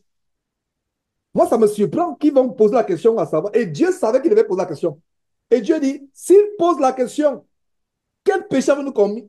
Si vous suivez depuis quelques mois cette étude approfondie, le fait qu'il pose la question à Dieu, quel péché avons-nous fait? Mais c'est grave. Commençons par Jérémie, son propre père, qui était pourtant un grand prêtre, un sacrificateur. Il s'est détourné de Dieu au point où Dieu doit choisir un enfant, Jérémie. Après que Dieu ait vomi son père et tous les sacrificateurs, il y avait de nombreux sacrificateurs. Dieu avait vomi le peuple. Le peuple s'est détourné pour adorer les Astartés, les Baals, pour adorer les démons. Mais ils vont dire, mais quel péché avons-nous commis? C'est le cas avec nous aujourd'hui. Quand tu veux exposer le péché, tu veux dénoncer la corruption dans le corps de Christ, on dit, mais toi, tu penses que tu es saint. Nous, on ne voit pas le problème. Où est le problème? Non, on ne voit pas le problème. Tu dénonces cette femme. Non, on ne voit pas ce qu'elle a fait de mal. On ne voit pas comment elle est mal habillée. On ne voit pas. Mais nous ne voyons rien. Non, on ne voit pas le péché. La femme qui prie sans se voir la tête, où est le problème? La femme qui enseigne, où est le problème? Et où est le problème? Alors que c'est ce qui attire la colère de Dieu sur nous. Mais les gens disent, où avons-nous péché? Est-ce que vous comprenez? L'homme de cette fin de temps n'est pas différent des hommes au temps de Jérémie. Ils vont poser la question à Jérémie, où avons-nous péché? Je me suis marié, j'ai divorcé, je me suis remarié, où est le péché? Je me fais escroquer par mon pasteur qui m'impose les dîmes, qui m'inflige un impôt chaque semaine, chaque mois. Où est le problème? J'achète les livres de mes pasteurs. Où est le problème? Je suis chanté dans une église. J'ai fait des conseils chrétiens. Où est le problème? Où est le péché? La liste est longue. L'homme d'aujourd'hui n'est pas différent de l'homme au temps de Jérémie. Dieu savait, Dieu nous connaît. Dieu sait qu'il y a des gens qui vont dire que, mais, quel autre péché? Votre péché est là. Il est manifeste, mais vous posez la question à Dieu, où est notre péché? Donc, Dieu anticipe et dit à Jérémie, ces gens-là, ils sont tellement insensés qu'ils ne voient même pas qu'ils pêchent. Alors, s'ils te disent, verset 10, quelle est notre iniquité? Quel péché avons-nous commis contre l'Éternel que Dieu? Verset 11, alors tu leur répondras, vos pères ont abandonné l'Éternel, m'ont abandonné, dit l'Éternel. Ils sont, ils sont allés auprès d'autres dieux, ils les ont servis et sont prosternés devant eux. Ils m'ont abandonné et n'ont pas observé ma loi. Donc ces gens-là ne savent même pas ce qu'ils ont fait. Pour eux, c'est normal. Pour eux, ils pensent qu'ils continuent à servir Dieu. C'est comme aujourd'hui, tu dis à quelqu'un que avoir la statue de la Sainte Marie, entre guillemets, la Vierge Marie, entre guillemets, dans ta maison, c'est une abomination. Il dit, mais quelle abomination? C'est Dieu que j'ai pris. Faire le signe de croix, j'ai pris. Prier avec un chapelet, j'ai pris. Beaucoup ne voient pas leur péché. Ils sont aveuglés. Un aveugle peut-il voir ses péchés? Pas du tout. Oui. Pourtant, leur péché était tellement simple. Ceux qui adoraient les attestés, les balles et autres, pensaient qu'ils continuaient à adorer Dieu. Il y a des gens qui vous disent, mais Marie, c'est la mère du Seigneur Jésus. Qu'est-ce qu'il faut? Il faut honneur et gloire. Et honneur et gloire. Il faut adorer. Pour le verset qui dit qu'il faut adorer, ce verset n'existe pas.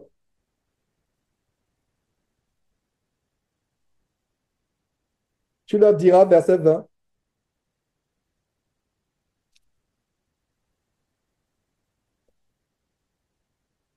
plutôt le verset 11, tu leur répondras, vos pères m'ont abandonné, dit l'Éternel, ils sont allés auprès d'autres dieux. Regardez comment le Dieu s'écrit avec petit d et x.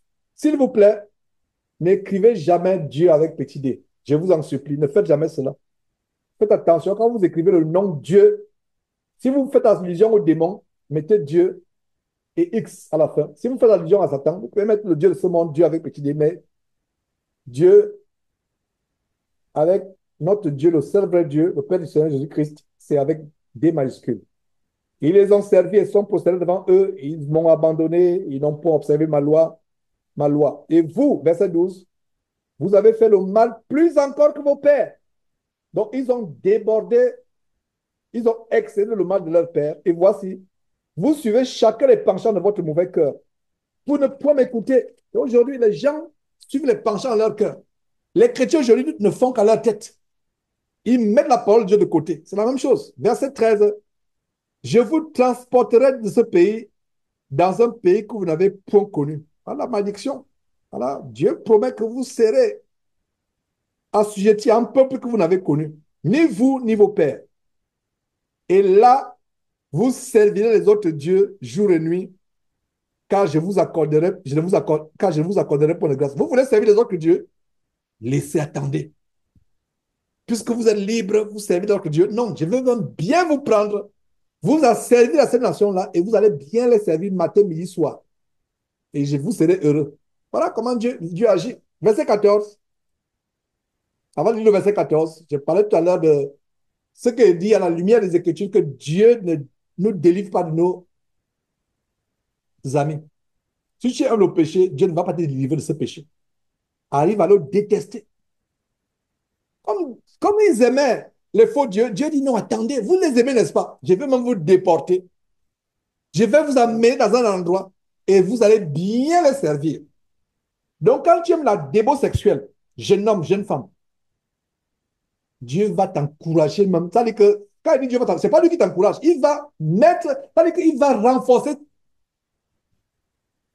ton idiotie. C'est pas, il n'encourage pas. Ne me comprenez pas mal. Mais il va, puisque tu seras rassasié. Comme ce verset qui dit que celui qui se sanctifie davantage, que celui qui pêche davantage. Là, ce verset qui le dit. Donc, quand tu te détournes de Dieu, tu aimes le péché, oh là là, tu penses que tu es intelligent, Dieu va te rassasier de péché. Encore. Ça peut paraître paradoxal. Mais allez lire deuxième Thessaloniciens chapitre 2. Les gens qui n'aiment pas la vérité, qui aiment le mensonge, qu'est-ce qu'il a dit? Dieu leur envoie une puissance d'égarement. Ce verset, moi, tu le fais. Bon, je ne comprends pas ce verset. Jusqu'à présent, les profondeurs, il y a un mystère. Je comprends 2 Corinthiens chapitre 4, verset 4. C'est Satan qui aveugle l'intelligence. Mais ce verset, je le comprends quand même. Mais je ne comprends pas la profondeur. Comment Dieu peut encore lui-même envoyer une puissance d'égarement pour qu'il croit davantage au mensonge. C'est pour ça qu'il dit souvent, les faux pasteurs sont suscités par Dieu pour punir ceux qui n'ont pas l'amour pour la vérité, mais qui ont l'amour pour le mensonge. Les voies de Dieu sont insondables. Verset 14. C'est pourquoi voici, les jours viennent, dit l'Éternel, où l'on ne dira plus, l'Éternel est vivant. Lui qui a fait monter du pays d'Égypte les enfants d'Israël. Verset 15, mais on dira, l'Éternel est vivant. Lui qui a fait monter les enfants d'Israël du pays du Septentrion et de tous les pays où il les avait chassés. Je les ramènerai dans leur pays que j'avais donné à leur père. Allez, voilà comment le peuple était arrivé. Et c'est la même chose aujourd'hui. On se détourne de Dieu. Et l'esclavage aujourd'hui a une autre forme. Quand le peuple péchait, Dieu les envoyait en captivité, n'est-ce pas? Suivez-moi attentivement, frères et sœurs. Quand le peuple péchait, se détournait de Dieu, qu'est-ce qui se passait? Dieu les envoyait en captivité. Mais aujourd'hui, qu'est-ce qui se passe? Notre captivité n'est pas physique de telle manière que Dieu vous envoie être esclave chez les Arabes, ou être esclave en Afrique, ou être esclave en Europe, ou être esclave au Brésil. Non. Ton esclavage, c'est l'esclavage de l'alcool, l'esclavage de la pornographie, l'esclavage des habits sexy. On a vu 2 versets où Dieu montre clairement que une femme qui s'habille en montant son corps, elle pense que c'est son corps qu'elle montre. Elle ne sait pas que c'est Dieu qui l'a menée à désacraliser son corps, à rendre son corps un objet vil. Le corps d'une femme est supposé être couvert. Le corps d'une femme est supposé être protégé, couvert. Parce que quand une robe arrive, même au tibia, il y a un problème. Peut-être que c'est mieux que rien encore pour des sœurs qui ont des, des, des- des soucis pour trouver des longues robes. Les épaules doivent être couvertes. Le ventre doit être couvert. Vous devez être couvert. Le standard de l'homme n'est pas comme le standard de la femme dans la Bible. Dieu ne donne pas parmi les chrétiens un standard pour les hommes, un standard pour comment les hommes doivent s'habiller. Ça ne veut dire pas que maintenant, je dois venir enseigner en pyjama ou habillé en débardeur. Ou alors, si vous voyez un jour, j'ai les débardeurs là et autres, les selles exposées, il faut fuir. On dit que non, Georges là, non, il y a quelque chose qui arrive. Déconnectez-vous et commencez à prier pour moi. Dites à Cédric, est-ce que Georges va bien? Va un peu faire un tour chez lui, s'il te plaît. Va, chez lui, il y a quelque chose qui ne va pas. Nous devons avoir un standard d'habillement. Mais le standard est plus élevé pour la femme quand il s'agit de s'habiller. Vous voyez? Donc, ces femmes qui sont nues pensent qu'elles sont nues. Oh, c'est la vogue, c'est la mode. Non. Dieu vous livre, Dieu expose votre nudité. Dieu expose votre nudité. Jeune fille, ma fille qui m'écoute, ton corps doit être caché. Et si c'est la volonté de Dieu que tu te maries plus tard, ton corps, c'est pour ton mari. C'est un trésor pour ton mari. N'expose pas ton corps au monde entier. N'expose pas comme cette jeune fille quand sa maman, elle est née dans la parole de Dieu. Quand sa maman lui mettait une robe et l'épaule se voyait, elle dit, non, maman, non, je ne peux pas, c'est tellement court, etc. Et elle n'avait même pas 10 ans. Que Dieu bénisse une telle fille. Elle sait ce que c'est, elle est née dedans, elle sait que non, là, il faut que je couvre mon corps. Aujourd'hui, on veut présenter le corps. Regardez les plages. On va dans les plages. C'est normal. Je vous assure que je vous donne 5 ans. Les femmes vont marcher nues. Quand elle dit nu, bien nu, 100% nu. Je vous donne 5 ans. Elles sont bien nues. J'ai vu quelqu'un que je connaissais dans le ministère de la Voix, une femme que je connaissais dans le ministère de la Voix. J'ai vu des photos où elle est nue dans une plage sur Facebook. J'ai dit, oh! J'ai crié, comme je viens de crier là. J'ai vu des photos, mais c'est elle, elle était dans le ministère de la Voix avec moi, avec les copines, sur une plage quelque part au Cameroun. Nu!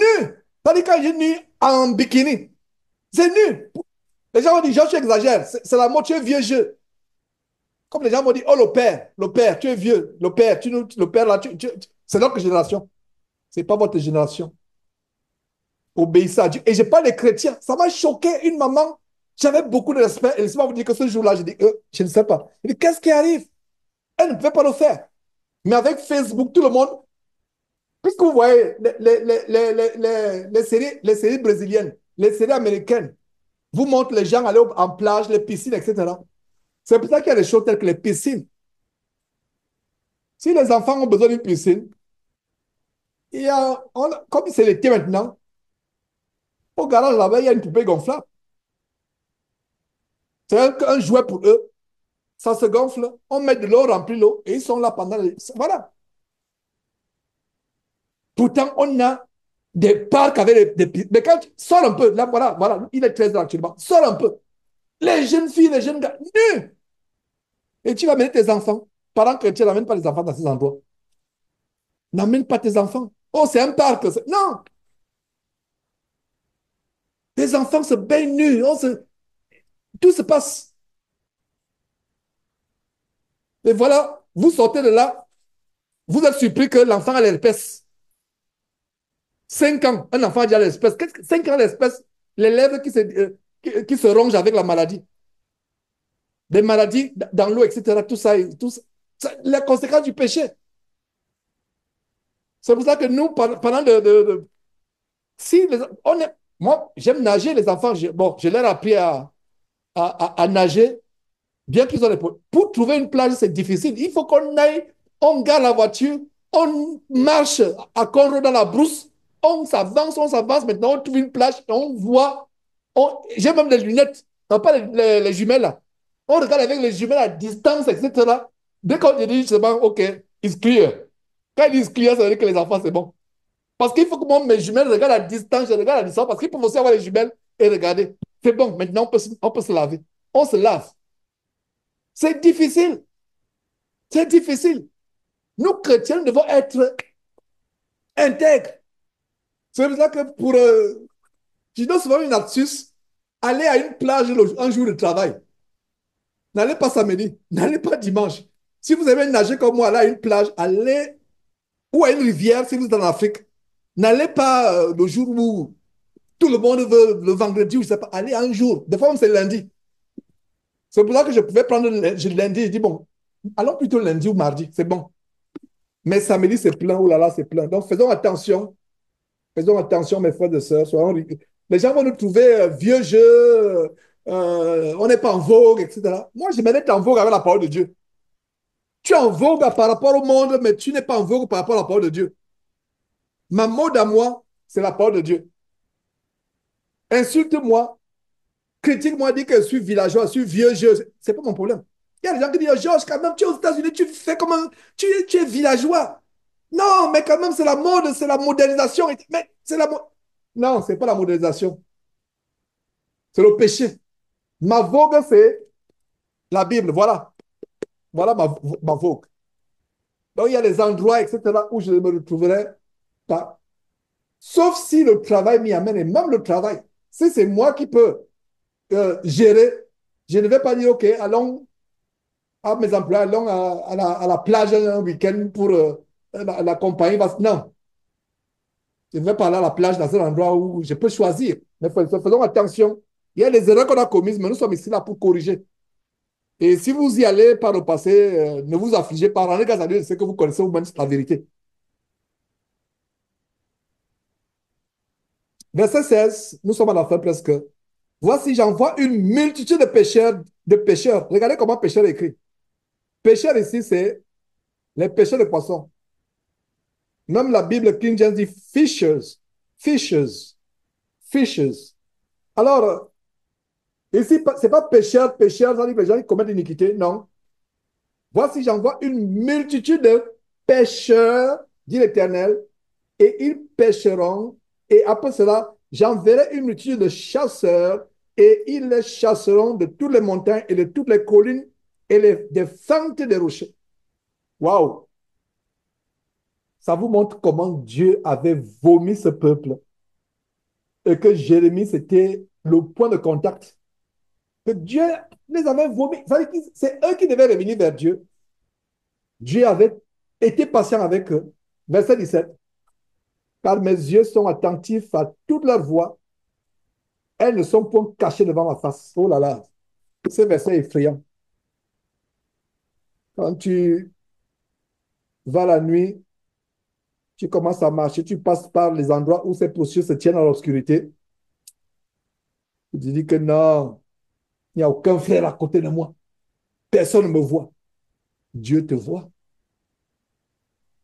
Verset 17 à nouveau. Car mes yeux sont attentifs à toute leur voix. Ça veut dire quoi? Mon frère, ma soeur qui m'écoute, cher internaute de Facebook, peu importe ce que tu peux faire, tu penses que Dieu ne voit pas ce que tu es en train de faire, en train de voler, en train de mentir, en train d'abuser de cet enfant, en train de commettre l'adultère avec cette femme, en train de commettre l'adultère avec ce mari, avec cette épouse. Dieu ne te voit pas. Tu te mens à toi-même. Lis bien ce verset. Il y a des versets, il y a plusieurs versets comme celui-là, mais ce verset dit quoi? Car mes yeux, les yeux de Dieu sont attentifs à toute leur voix. Regardez comment leur voix, non, à toute leur voix, mettez bonne ou mauvaise. Toute leur voix. Ça veut dire que Dieu est attentif à tout ce que tu fais de bien, en bien. Dieu aussi est attentif à tout ce que tu fais par mal. Dieu est attentif. Oh, que ce serait bien que Dieu se concentre sur nous et voit seulement que les bonnes œuvres. Des bonnes œuvres. Il voit la charité ce matin. Il voit le monde que tu as fait aux pauvres. Il voit l'amour que tu as pour ses enfants. Il voit l'amour que tu as pour tes ennemis. Comment tu as prié pour eux. Comment... Donc, à longueur de journée, si Dieu pouvait voir les bonnes œuvres à longueur de journée. Les gens du monde sur Facebook aiment faire des challenges. Nous, chrétiens, faisons notre challenge à nous. Challenge, ça signifie que c'est un défi. Faisons un challenge de 24 sur 24 heures. Dieu voit nous seulement les bonnes œuvres. Qui va réussir ce challenge? Qui va le réussir? Ne levez pas la main, je pose la question. Parce que si tu lèves la main, tu ne réussis pas. Ah, tu attires la malédiction sur toi-même. Donc, ne lève même pas la main. Mais qui va, je pose la question, qui peut réussir ce challenge? Qu'un jour commence, Dieu voit oh, les bonnes pensées. Dieu voit. Et il n'y a pas de pensée de mauvais, de soupçons vis-à-vis de ton frère en Christ, pasteur en Christ, ou bien ton mari, ou ton épouse, ou tes enfants. Il y a les pensées de pardon, il y a les actes. Dieu voit. Si vous pouvez savoir ce que Dieu voit à longueur de journée dans la vie des chrétiens, on peut venir ici dimanche, on montre qu'on est saint, etc. Il y a des sœurs, elles sont turbanées chaque dimanche, mais quelques-unes, peut-être une ou deux, si elles enlèvent, s'il y a un vent subitement qui jaillit dans la maison, ça fait souffler, ça arrache le foulard, vous allez voir les faux cheveux sur la tête. Vous allez voir les faux cheveux sur la tête. Vous allez voir les faux cheveux. Donc, sœur, enlève les faux cheveux de ta tête, s'il te plaît. Au nom de Jésus-Christ, ne les remets plus jamais. Dieu t'aime. Dieu voudrait que tu te repentes. Enlève-les rapidement. Ne viens pas te cacher. Et il y a des gens que Dieu a exposés, Dieu a humiliés. Tu penses que tu as bien mis les pinceaux, tu as bien mis le pince là. Ça sort là, etc. On voit les cheveux brésiliens avec une crête bleue. Tu as même teinté, il y a une petite crête là, une petite frange là bleue que tu as fait quelque chose de fancy. Dieu expose cela et c'est fini. Non, Dieu expose, attention, Dieu expose. Il expose. Sois naturel, sois comme Dieu t'a créé. Sois naturel, ne viens pas te cacher. J'aimerais même qu'une sœur soit honnête, dit que vraiment, j'ai encore des problèmes avec le pantalon, j'ai encore des problèmes avec la cigarette. Il y a une qui m'avait vu à Villeneuve-sur-Bela, dit, Georges, vraiment, je ne peux pas te mentir. Je fume toujours, je prends toujours des clopes. On dit clope ou clope ou clope ou je ne sais pas. Même actuellement, là, je prends souvent des pauvres cigarettes. Oh, elle m'a touché le cœur. Je dis, voilà une personne, she's real. Elle n'est pas hypocrite. Elle te dit que j'ai des problèmes avec la cigarette. Je ne te mens pas, je ne vais pas, j'ai des problèmes. Est-ce qu'on l'a chassée? On ne l'a pas chassée. Elle est venue elle-même, elle a dit non. Je viens d'abord, moi, je viens faire mon meilleur culpa. Je ne veux pas qu'on me surprenne en train en train de cacher derrière les beaux arbres de Villeneuve-sur-Bélo, me cacher en train de fumer. On voit seulement la fumée qui sort, etc.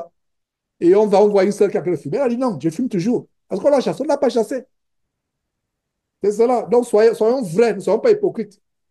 On ne l'a pas chassée. Elle était là. Et voilà. Le verset 17 est terrifiant, mes frères. Il est vraiment terrifiant. Car mes yeux sont attentifs à toute leur voix. Elles ne sont pas cachées devant ma face. Et leurs iniquités ne se dérobent point à mes regards. Verset 18, je leur donnerai d'abord le double salaire de leurs iniquités. Le double. C'est-à-dire que tu as péché, Dieu te paye en te donnant le double. Ce que tu as fait de mal, il double. Il te dit, voilà. Voilà ce que tu as. Voilà ton salaire. C'est terrible, hein? Parce qu'ils ont profané mon pays. Parce qu'ils ont rempli mon héritage de cadavres de leurs idoles et de leurs abominations. Si vous saviez comment Dieu regarde l'Église aujourd'hui, parce que l'Église de Christ aujourd'hui, c'est le pays de Christ. Sur terre, en attendant le royaume éternel, la vraie Église. Mais il y a beaucoup d'infiltration, beaucoup de choses terribles. Verset 18, à nouveau, je leur donnerai d'abord le double salaire de leur iniquité et de leur péché. Pourquoi? Parce qu'ils ont profané mon pays, Aujourd'hui, on disait qu'ils ont profané le corps de Christ parce qu'ils ont rempli mon héritage de cadavres de leurs idoles et de leurs abominations. Regardez comment Dieu appelle les idoles et autres abominations. Verset 19. Éternel, ma force et mon appui, mon refuge au jour de la détresse. Les nations viendront à toi des extrémités de la terre et elles diront, nos pères n'ont hérité que le mensonge de vaines idoles qui ne servent à rien. Voilà, tout un héritage. Les gens qui disent chrétiens aujourd'hui ont hérité quoi? Ont hérité les statues de la Vierge Marie, les chapelets, les croix, tout un héritage. Des millions de personnes à travers le monde, des centaines de millions à travers le monde. Verset 20, Dieu peut-il se faire des dieux qui ne sont pas des dieux? Ça, c'est une question dont la réponse est évidente. Ce n'est pas une question, c'est une question de rhétorique. Dieu peut-il faire des dieux? Regardez comment Dieu écrit. L'homme peut-il faire, pardon, excusez-moi, l'homme peut-il faire des dieux qui ne sont que des dieux? C'est une question évidente. Tout ce que tu fais, tu penses que c'est des dieux, ce ne sont pas des dieux. Ce n'est pas possible. L'homme peut-il faire des dieux qui ne sont pas des dieux? La réponse est évidente. C'est que peu importe ce que tu peux faire, tu penses que c'est des dieux, mais ce ne sera jamais des dieux. Pourquoi? Parce qu'il y a un seul Dieu. Un seul Dieu. Un seul Dieu. Il y a quelqu'un qui dit sur Telegram, le son est muet. Est-ce qu'il y a la seule personne? J'ai comme l'impression qu'il y a ces Sidonie qui ne me suivent pas sur Telegram. Mon son, mon son passe. Mon son passe, voilà. Mon son passe parfaitement. Si quelqu'un d'autre ne m'écoute pas, écrivez par WhatsApp pour me dire que le son ne passe. Le son passe. Le son passe, je vois comment le son passe. Je ne sais pas si, ce que tu as comme problème. Voilà. L'Éternel, ma force et mon appui, mon refuge au jour de la détresse. Les nations viendront à toi des extrémités de la terre et elles diront, nos pères n'ont hérité quoi? Que le mensonge de vaines idoles qui ne servent à rien. Verset 20. L'homme peut-il se faire des dieux qui ne sont pas des dieux? Pas du tout. Ce ne sont pas des dieux et tu te fais des dieux. C'est pas possible. C'est pas possible. C'est pas possible. Terminons verset 21. C'est pourquoi, voici, je leur ferai connaître cette fois. Je leur fais je leur fais connaître cette fois, voici pourquoi, c'est pourquoi, voici, je leur fais connaître cette fois, je leur fais connaître ma puissance et ma force, et ils sauront que mon nom est l'Éternel. Parce que quand on se retourne de Dieu, bien de fois, Dieu nous livre à notre sens réprouvé pour nous endurcir encore, pour nous enfoncer davantage dans la boue, dans les sables mouvants du péché. Voilà, Thomas dit, ne sommes pas 100%. Bon, le son passe, voilà. Mes frères, nous allons suspendre là aujourd'hui et je vais tout simplement terminer par un mot de prière. Grand Dieu, chacune de ces paroles que tu adressais à ton peuple dans les temps anciens au travers de ton serviteur Jérémie, chacune de ces paroles s'adresse à chacun de nous personnellement. Seigneur Dieu, nous ne sommes pas mieux que ces gens dans le livre de Jérémie auxquels ces paroles s'adressaient. Ces paroles s'adressent à nous pareillement aujourd'hui et nous ne sommes pas mieux.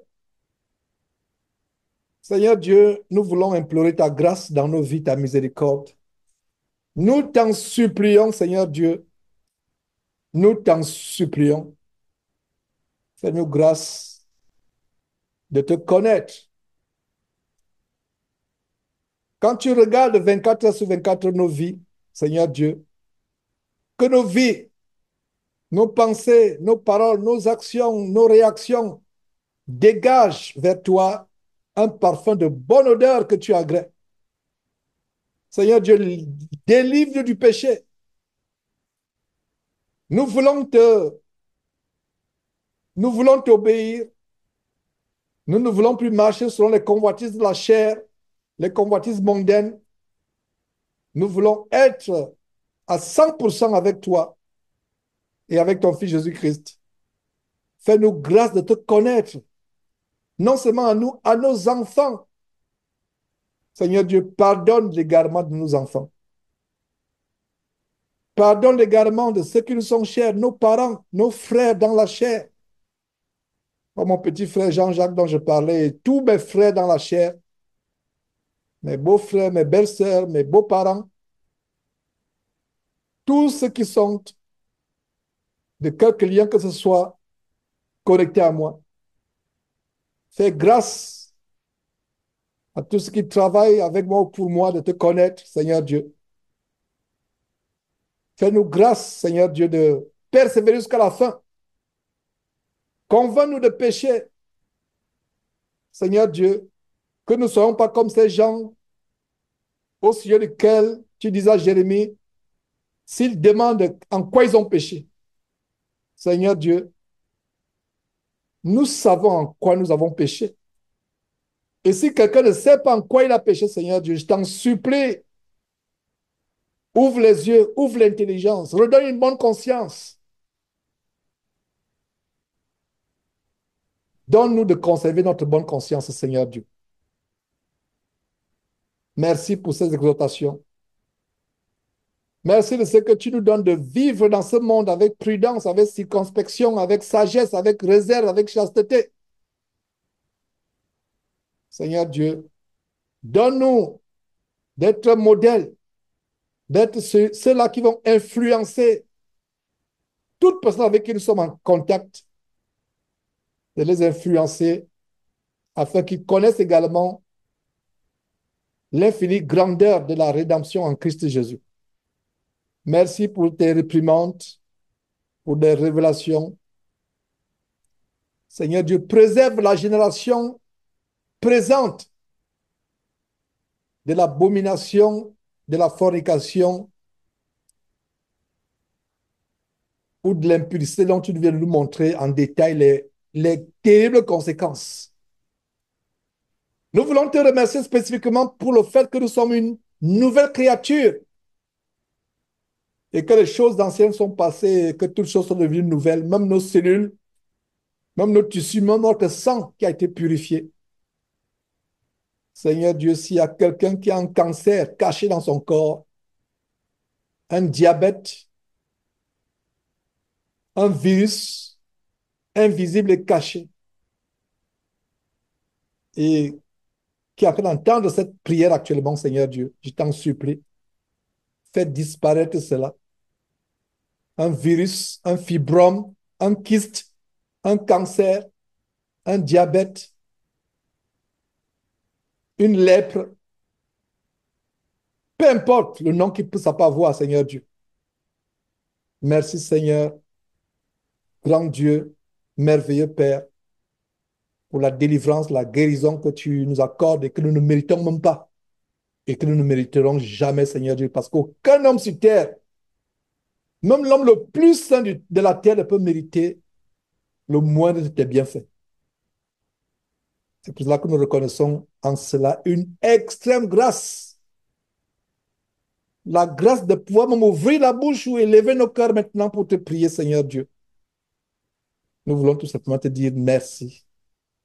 Au nom de Jésus-Christ. Amen. All right, mes frères, c'en est fait pour aujourd'hui. Et que Dieu vous bénisse. Si le Seigneur Jésus ne revient pas que temps, et si par la grâce de Dieu, je suis toujours en vie, je reviendrai pour poursuivre avec Jérémie ou pour toute autre chose que Dieu va nous inspirer. Tenons ferme, ne nous décourageons pas. Bye bye.